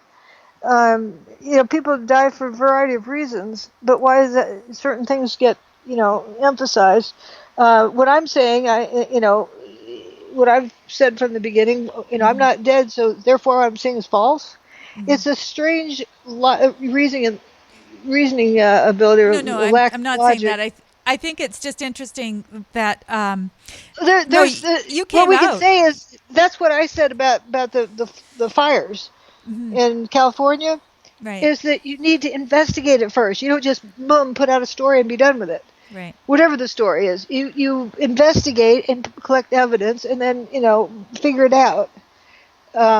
Here's a perfect example. When I talked about in class, because we talked about the space shuttle.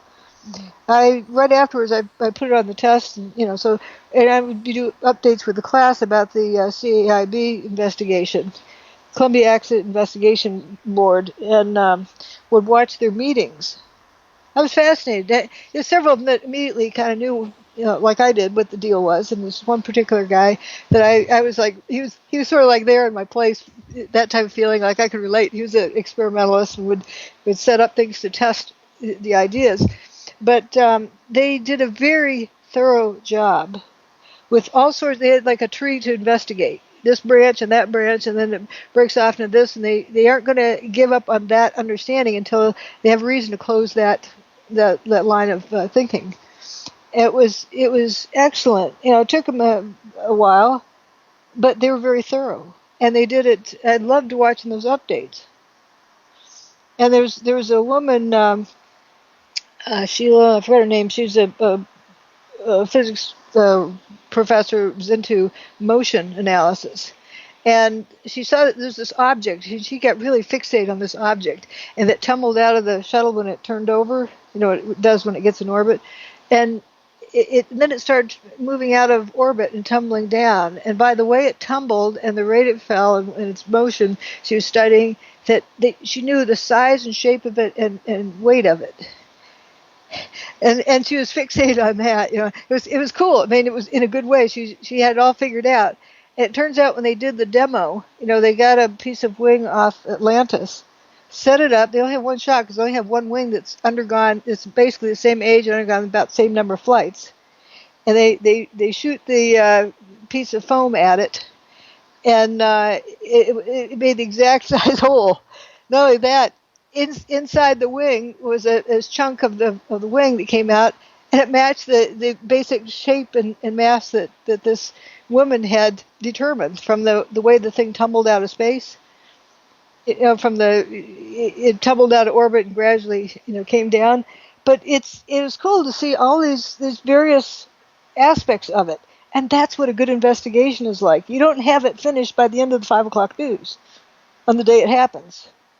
But, it's like, with the California fires, I wasn't saying what did or didn't happen. I'm just saying you don't just run with an answer.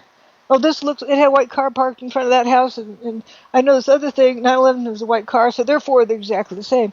Or whatever piece of data they're using. You need to study all the evidence and study all the investigation tree. And that didn't happen with Las Vegas. Right. By the end of the 5 o'clock news, they're saying what happened. They had the perp, and we're all done. Go, nothing to see here. Move on. Yeah, there are people that are actually doing it on YouTube and who are actually investigators. But I hope they're investigating open-mindedly, not. Oh yeah. Not with a goal in mind. Well, it's this guy. Here, I'll prove it. Doing it very similarly to how you would do it, which is why I watched this one person who is an investigator, and he uses the same principles. And people are coming to him with information like cell phones and that sort of thing. Well, you can just do it like Fetzer. Like Fetzer, who says nobody died. Nobody died. It's all fake. They're all what do you call it? What do you call it? Something actors. And crisis actors. They're all crisis actors. Oh no, that's BS. People absolutely know that they died. But you see, there's a difference between a drill, I guess, or a crisis situation like that, or a false flag. A false flag is where people do die, like say 9/11, for instance, or Pearl Harbor. People actually do die.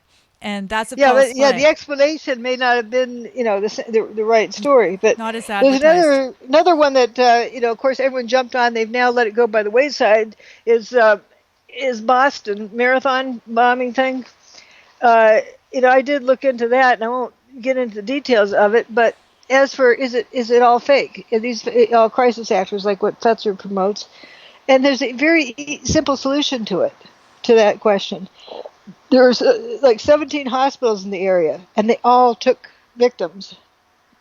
So You're telling me that they shut down all of the area hospitals and brought in fake actors? What would the nursing staff think? Well, that's a whole different thing. And how could that be pulled off? The people who were scheduled for surgery that day, were they sent home? Well, it's done under the auspices of a drill, and what they do often is they have the drill happening in conjunction with what's all happening with that. So, but if you bring in a fake patient, how can you have a fake doctor? Well, you don't necessarily bring that patient in. Right.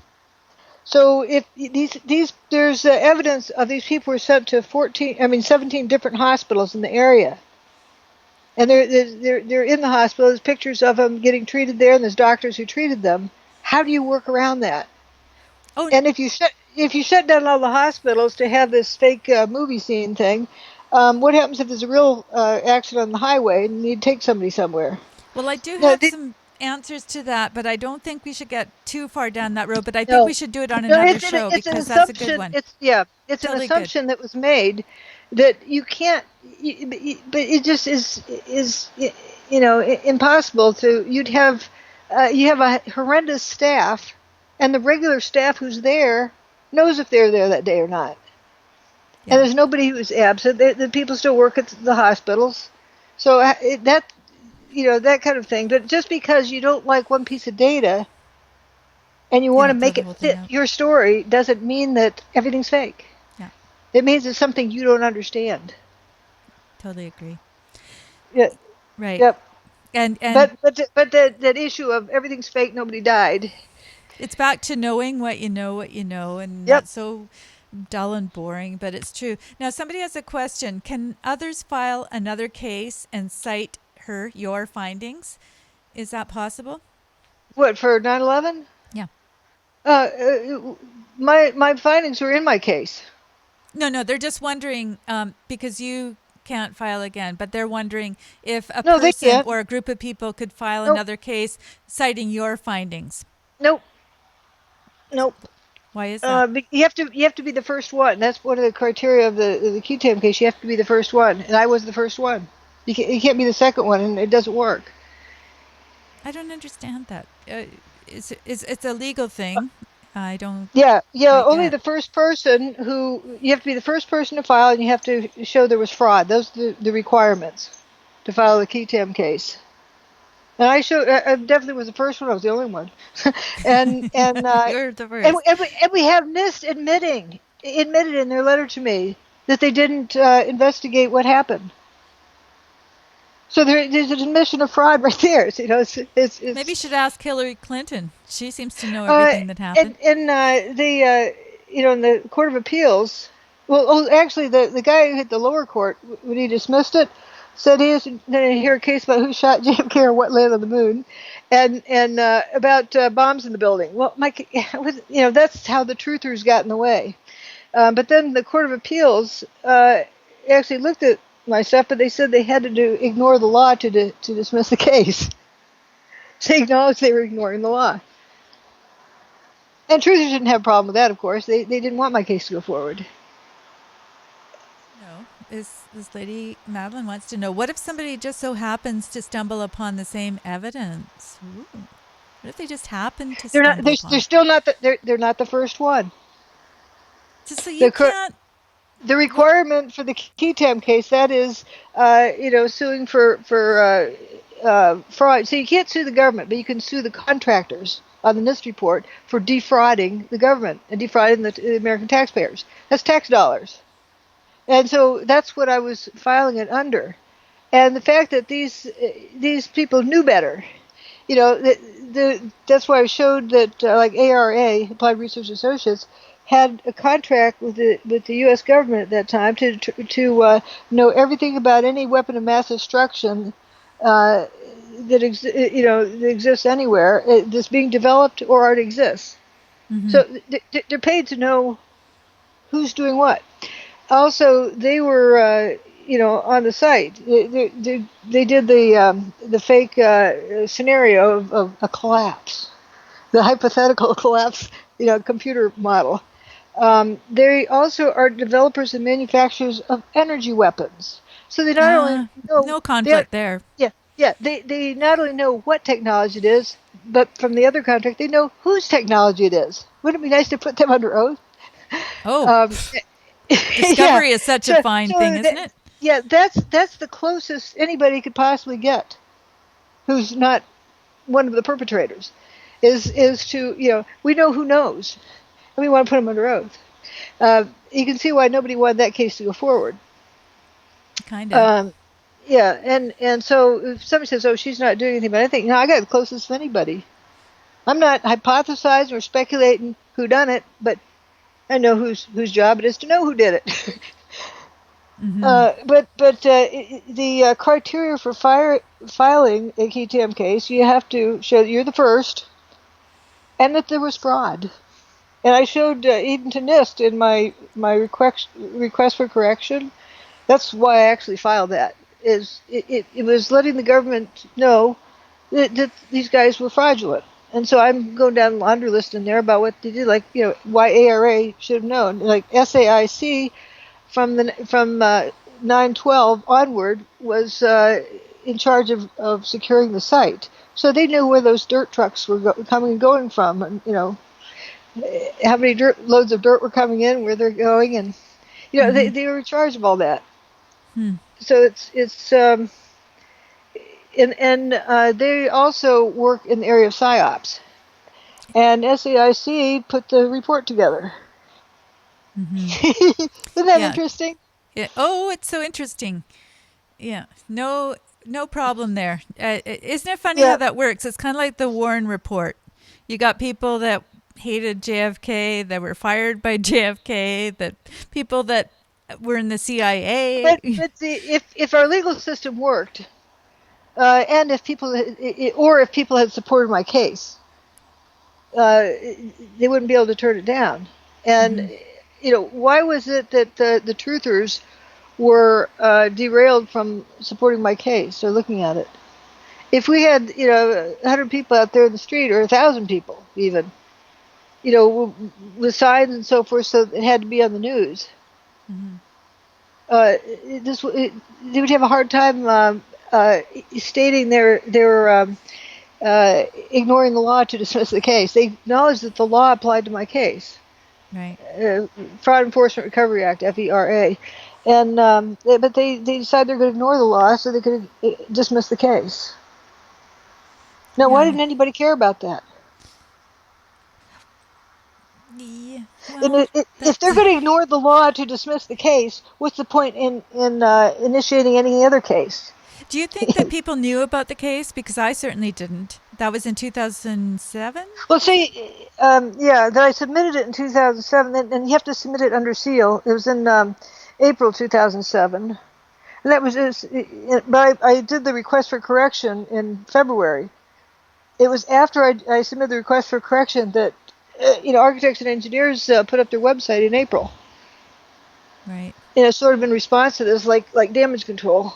But it has to be filed under seal, so nobody knows about it. And it got unsealed, guess what, September 12th of that year. What a coincidence. Yep, and Morgan's case was filed a month after mine, and they unsealed it a month later, and they got that, swept under the carpet. But none of this stuff is legal, but if the less people to talk about, the better. So if you don't want the truthers talking about it, they might make too much noise. They might keep repeating it. Instead, you want them repeating stuff about thermite that's everyone will laugh off. So, that keeps everything under control. I have a feeling that the flat Earth thing is another one of those. It's a deflection. I'm not sure exactly Oh, yeah. about I think it's guilt by association. They're trained to attack me for not joining them, but if you join them, it would smear you as stupid. And but also it could be a test for how easy it is to psyop that people. How far have they been dumbed down thus far? That's what I was thinking. It was just a test for how far they've been dumbed down. Yeah, I mean, I'm sure this is very controversial for those people that are flat earthers out there, but I do feel that a lot of that is just a huge psyop, and it's all those words, the trolls, all that stuff out there, just trying to distract again. They get people to fixate on a particular video instead of go out and collect your own information. Have you ever flown from the U.S. to Europe in an airplane? Not long after you take off, you can't see shore. Either shore. And just before you land, can you start seeing the shoreline? So if the flat earthers were correct, you should be able to have a telescope and see Mount McKinley and Mount Everest, by swinging around at the same place. I love how they use the Chicago thing. If you're looking over Lake Michigan, I think it is, you look over to Chicago and you shouldn't be able to see it because of the curvature. It depends on how high up. It depends on how high up you are. Oh, we're at shore level. There's actually a guy who lives near here. I read about this when I was looking up information. A doctor, what do you call it? A orthopedic surgeon who, on his vacation, decided he was going to swim across. And he had a raft that would tag along behind him. That he wore a leash around him that so he'd have water to drink and had a cell phone to call for help if he needed to, and a GPS. He had a GPS thing on it. It's like some glasses that he was wearing, so he could keep track of where he was going. But the battery ran out on his GPS deal, and he did not know where he was. And he ended up swimming around in circles for several hours. So he was so exhausted he had to get his cell phone out and call for help. And it turned out he was right offshore on the other side, going around in circles. They saw him. Hmm. There But you go. because you're right at water level, you can't see very far. The higher up you get, the further you can see. Like an airplane, you could see across. But if you're right down there, like in a canoe or something, a canoe you could see further. But if you're swimming, you can't. You're not up high enough. Right. And so it depends. But yeah, that guy was going for this record, swimming across. It was from someplace in Wisconsin over. It wasn't down by Chicago, but the upper place he was swimming across. But his batteries ran out before he got to the shore, and he didn't know where he was, and he Hmm. got disoriented and ended up going in circles. Hmm. And it's also a known thing. I interviewed at Michigan Tech for going up there, and the folks took me out and so forth. And when they go out fishing, they have to take GPS and flares and other backup in case something doesn't go through because they can't find their way back to shore. Hmm. Mm-hmm. So why would they? People have that. This is just for generations and generations. They have compasses. If the batteries get destroyed or something, they have a compass. They have all sorts of backup because a certain distance offshore, you don't know where shore is, and you Right. don't want to use all your fuel going around in circles, whether it's swimming or boat, or motorboat or whatever. Mm-hmm. And so this is long time that's been going on. Um, and But for me, the south side of Lake Superior, there's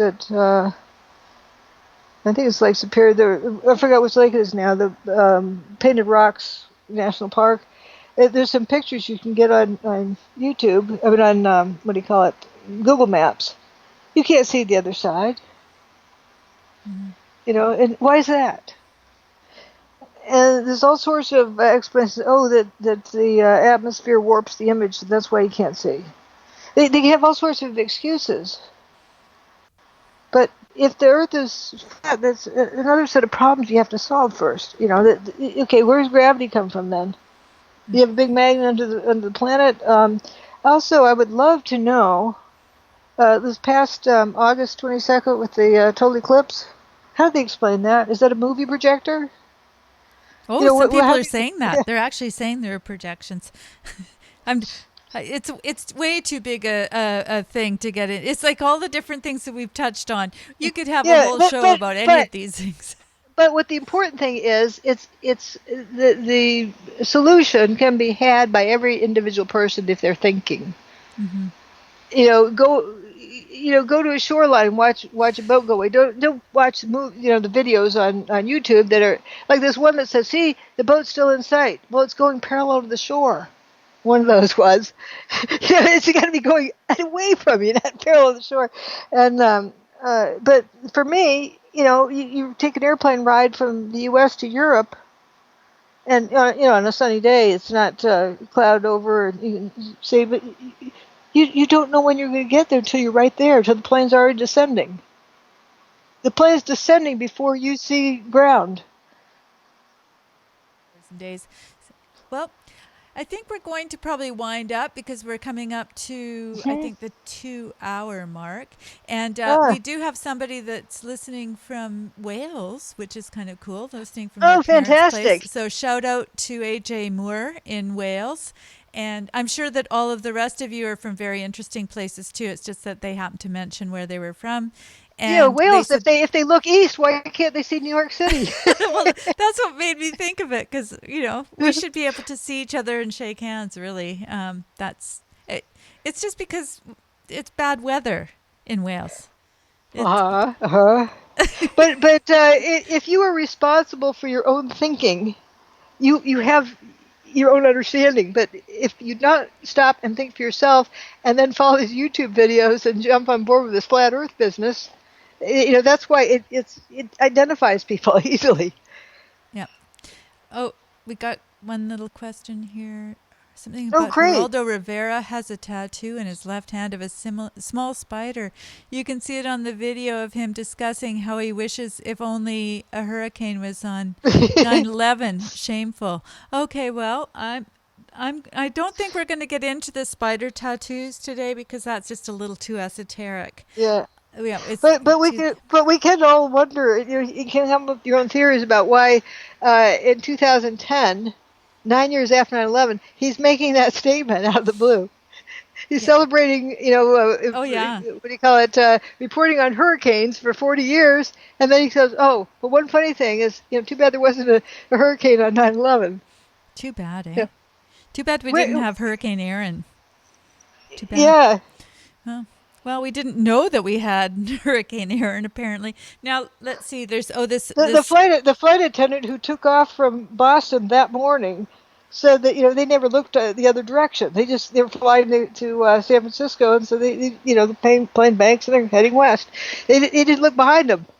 Had no idea that there was a hurricane that day. No no. idea. And that's somebody who works on airplanes. Well, when you have it taken off of the news and it's said to be the most beautiful day, oh gosh, everything was clear. Oh, This is how yeah. things get put into our heads, and then we think that from then on. It just the way that we And then right, and people work. come to believe something like the Steve guy who called into the Power Hour and said that that there wasn't such a hurricane on 9/11 because there was Dr. only one Judy, hurricane you by name are. Aaron. What did You're a what did he liar. say? You're a You're a liar. liar. Are you from another planet? Oh, that I love that because he's just slobbering. He's No, he first salivating. starts out. So, Joyce, can you hear me? He's drooling. He just You don't have starts that, like, do you? You don't have that little clip. not handy, but did he? It's on Andrew Johnson's website. Check it The out, something guys. about the weakness or something of the Power Hour or something. But it is pretty amazing. It becomes clear if somebody looks at that evidence. But I do know, even from personal experience, if you start out thinking somebody's up to no good, it'll be a long time till you see past that, or it's hard work to see past that. And even though I know that, when I first hear about this Jordan Peterson guy, and the paranoia of the folks from that university in the tribunal talking about Jordan Peterson like that was the end of the world if you're listening to him, as though he was some crazy dude. And so I'm being slow to listen to the guy. First I finished listening to Lindsay Shepherd, and I finally looked into one of his videos. It was that one about the 12 things to do for a good life or something, the 12 rules Yeah. of life. It's like, how does this makes more sense than anybody I've heard. They always tell the truth. What's wrong with that? Oh, come on. Is that Can't be that- crazy? Yeah. Just The- lie? And the har- it's I see it. You can clearly see what the problem is, Yes. and that they don't want people learning to tell the truth. It's all about how well you can lie.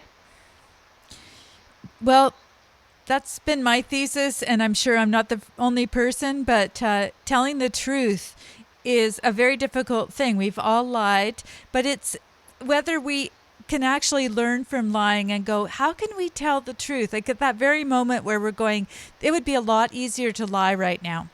And now we've sort of indoctrinated this idea of lying. Oh, it's okay in this case, in that case. And I've gotten really weird about that now. I just kind of go, like, if you're lying to your wife, if you're lying to your friend, there's something Or about does that dress really make you look fat? dysfunctional there.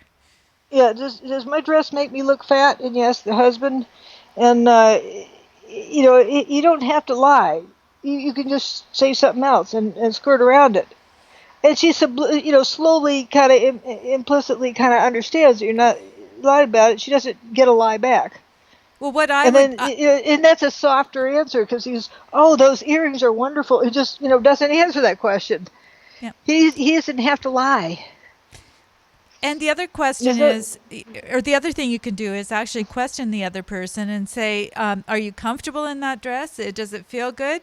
Because, for me, it's not my favorite dress, but I think if it's comfortable and you like the way it looks, then again, you should you're wear bringing that. up something. You're bringing up an honest statement. As long as it's an honest statement, Do you know You that the don't say first you don't have to answer. You look like a fat pig. You Do don't you know have to that the give that first answer. rule of sales is if you take this and you turn it around, that when you're trying to sell something to somebody, you find something that you can honestly compliment them about. I really like the scarf. I like whatever it is.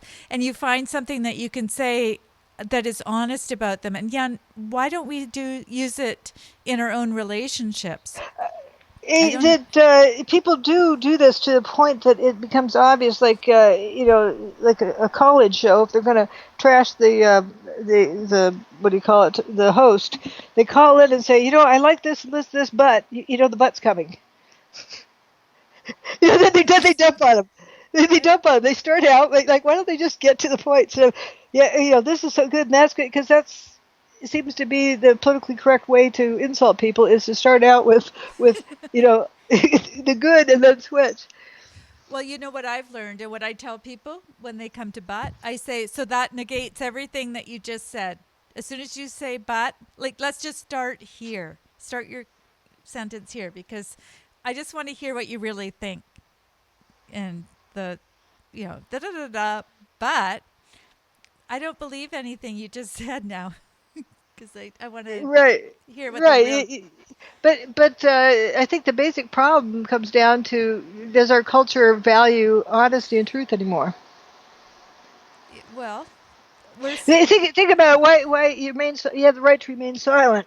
So, what's or not incriminate yourself. Um, it's and there's so many people that, if they're arrested for something, to lie and see if the lie can get away with it, and then see if, like, oh wait, we got a really good one for past couple of days, that San Francisco deal, Oh my where goodness. the guy turned it into, he accidentally shot and killed that woman. Kate, yeah. Yeah, and they turned it into a political thing about whether he should be deported or not, rather than, do drunk drivers, are they held accountable for driving the car drunk and killing somebody? They didn't intend to kill him. Yeah. They only intend to drive their car, and they killed the person. But I here's a guy shooting a gun in a public, well-populated area, and she got in the way of one of his bullets. It's her fault. Mhm. It's that whole. I He, don't he even. admitted the gun came from his gun. I don't even want to go there because it's so insane that it makes my The, the blood people, boil. the people lose the ability to see what bring it down to an analogous situation, take it away from that situation, and I put it into drunk driving.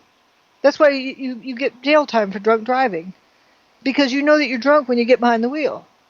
Well, if this Just guy has a stolen gun, he's shooting it in a public place, just randomly shooting. He said he didn't mean to kill anybody, and he's shooting sea lions and seagulls. Well, he shouldn't be doing that anyway.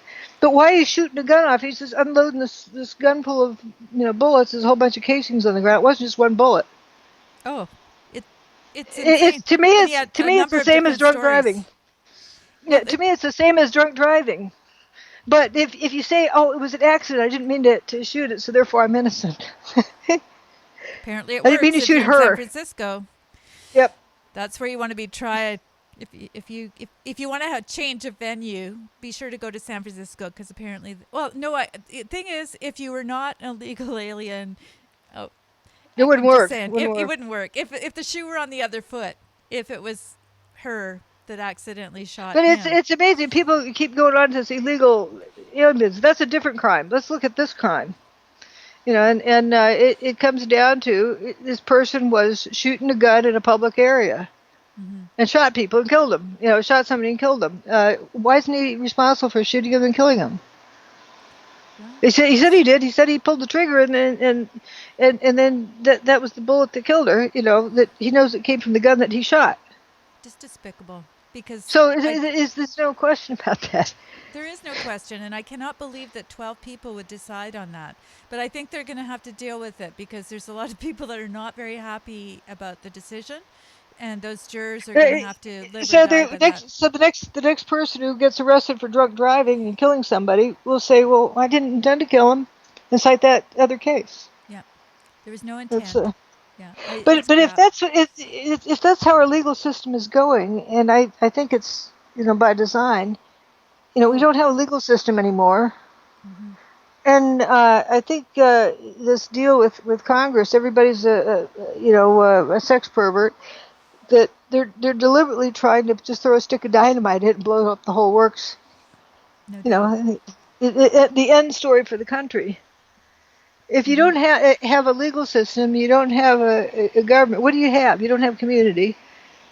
Everything's been taken away. You don't have a healthcare system. Everything's just been dismantled for by design. Yeah, I think that you're onto something there. I think that I think really that's what we're trying to get at with all of this stuff. Just to start looking at the TV shows that you're watching, the news that you're listening to, the perspectives that you're hearing from all these pundits, because it can be taken with a grain of salt, really. And just look into it for yourself and try to Hmm. be dispassionate about it, because I get riled up when I hear about And these but yeah, things. be responsible for your conclusion or your perspective, your opinion, whatever it is. You have to be responsible. And say, well, that's what I heard, so therefore, it's not my That's right. fault if it's wrong. Take responsibility for the information you have, Yeah. and Yes. that includes like the flat Earth business. Is if your life depended on your getting that answer right, would you say the same thing? There's another question here. What about the Bedford Levels experiment? Do you know anything about that? Because that doesn't sound familiar to me. What is it? What does it involve? Maybe I know it under some other name. Bedford Levels. This is the person from Wales. So you have to delineate things for we in North America because we're Yeah. not What on the same page, I suppose. what's the question about it? Like what general statement are they trying to make or ask? Hmm. Or is it like, have you heard of this term before? Is it that type of thing? Or see, I know something. I know a term you don't know. What's the issue? Is there something go wrong with the experiment? They explain what that is. What the outcome of the experiment or something. Um, I I'll see if I yeah, can find something but that's why about that. you know how much I get away from name dropping businesses. Why I use other terms, so it gets down to the basic issues instead of lingo. Well, I'm wondering if it has something to do with schooling, something like what we were talking about, the core Yeah, they need concepts. to give us more information on it. Okay. Yeah, Yeah, but that's a good point about schooling stuff. There's probably a lot of experiments with that. okay. Well, you know what? I'm going to probably just wrap things up. Somebody said that they said, "Can we make these shows 6 hours long?" Well, I don't think so because we're just a little bit Yeah, we have we other get a things little to bit do, tired, and I don't want to wear Dr. Judy out because she's got and I'll chickens go that away. she needs to care for. Well, Now, they've gone to bed by now. I tucked them in before I came in. we have a 3 hour difference where we are, so I'm thinking more like dinner time. But now this fellow just Well, says F. the sun sets. Set here a couple hours ago or so. Yeah, I think we're. I can't see. I don't have a window right here, but I think we're getting up to where it's getting to be quite dark, even though it's 4:15 where I am on the West Coast. Yep, Feel and like I'm you doing the get news a now. booster. You get a We're talking. booster because you're north of the U.S. Well, that's because the world's flat. Anyway, a flag Oh, measured that's along right. the distance of a canal. The Bedford experiment is a flag measured along the distance of a canal. Okay. Well, we're going to do our research on that, I think, or I am. Well, I'll no, speak for myself. but what is their objective in that? What is I'm their not sure. objective? They try to do well, maybe this proves that the Earth is flat. Maybe that proves the Earth is flat. That to determine whether or not the Earth is flat is up to you, not me. Oh, Up to you to determine. it is. The It's to you measure the the curvature of questioner. the earth. It's to measure the curvature of the earth, not the flatness. So I think actually that's an on-side Right, comment. but It's still, someone saying, but still, my statement's still the same. If that's to say, well, this data says the Earth isn't flat, that data says it is, and blah, no, blah, no. blah. Okay, let It's me tell you what it my is. objective is that people should know whether or not the Earth is flat themselves. But it's an experiment. It's quite interesting. The Bedford Level experiment is a series of observations carried out along a 6-mile length of the old Bedford River on the Bedford Level of Cambridgeshire Fens in the UK during the 19th and early 20th century to measure the curvature of the Earth. So this is an That's interesting true. If thing. it's on water that isn't like flowing downhill at a rapid rate, that if it's like flat water, that's a good datum. I think it's flags, and then I guess you see if you can see the flags. That's what I'm guessing. As you go along, are the flags up or down? Okay, I think that's what it is. It's a very okay. old experiment, says AJ Moore. So thank you very much, AJ Moore, Yeah, for I like old experiments. They have more intellect involved. yeah. And they were probably just trying to debunk the myth that the Earth was flat, because there's probably still those people out there that's just going, no, I can't go along with this Yeah, they, ground they thing. haven't caught up with Copernicus yet. That's the beauty of Copernicus is that he took a licking and kept on ticking. He was insulted and all because he was saying that the Earth was not the center of the universe. And of course, the church didn't like that, and everybody else was already, stuck on their own ideas. But he had the evidence to it, but nobody wanted to listen to it. It's Well, like, thank you for sharing that. I've learned yeah, something. The Bedford Level experiment. Everybody's learned about that now. yeah, we can I'm all go look at that and see it. That's good. And so if they're citing that then they got convinced by that. It helped them to come up with their conclusion. Maybe it might help somebody else to come up with their conclusion. Like you say, each person has to convince themselves of what reality is and so forth. But whatever you do, don't just believe what somebody else tells you. I well Act like your life depends on it to get the that's right kind answer of yourself. that's our motto, really. Your motto that I have adopted: know what you know, what you know, what you know. Just Yeah. keep. You could just put that on a T-shirt, and that would be kind of the Oh, summary that would of be good. Excellent. Know what it is that you know that you know that you know. yeah, yeah, Dr. Judy. So I'm going to say goodbye to you. And I'm going, and I was just kidding too, Madeline. I didn't think that we were going to do 6 hours. I just thought that it was cute that you said that. So I thought I'd mention it to Hmm. Dr. Judy because she's not following the comments. So I'm just passing them along. And she is Yeah. enjoying it. And I hope everyone enjoys this because I really love it. I think it's great to talk about these things. If you have Yeah. anything that you want us to look into, maybe that would be a good way to go too. Yeah. So uh, you can get in touch with me through this channel and let me know if there's something that's really on your mind and it might require a little bit of investigation before the show. So, Actually, I was just thinking if it's a 100-year-old experiment, uh, that adds a lot more validity because nowadays it's how everyone can spin something to the point you don't even know what like this causes cancer next year it doesn't cause cancer. It's everything is how whoever um, pays off the announcer the most. well, I think in a lot of cases, these people were quite serious about it because they weren't doing it Right, for the news right. That's cameras what or I'm talking anything about. else. Yeah, Right, that's what I'm saying. Something 100 years old, you get more honesty to it. I think so. Yeah. So that's kind of cool. Kind of like what you were doing when you started in on this quest, because I don't think you were looking for a lot of attention. I think you just wanted to bring out the truth. No, I just wanted to see what happened. What happened. Just keep looking at the evidence so you know what happened. And oh, look at this, look at that. And then, where'd the building go? Is it as you say to Morgan, is it hiding under that hubcap across the street? Where'd it go? Yeah, it's amazing to me that people still think that it was all because of the planes. But anyway, I'm going to say goodbye to the audience now, and I'm going to say goodbye to Dr. Judy, and we will talk to you again. I hope that you bring your friends along, and we can have a chat with people. You know what? I think it would be great to have people that maybe just read the book or have just heard about Dr. Judy, because this might be their incentive to actually look into some things, because it has wider implications, I think, for how they see the Oh, world. yeah. Mm-hmm. Yep. Mm-hmm. Okay, say goodbye, and we'll both say goodbye. Goodbye. Okay. Okay, I'm just going to put on our end here.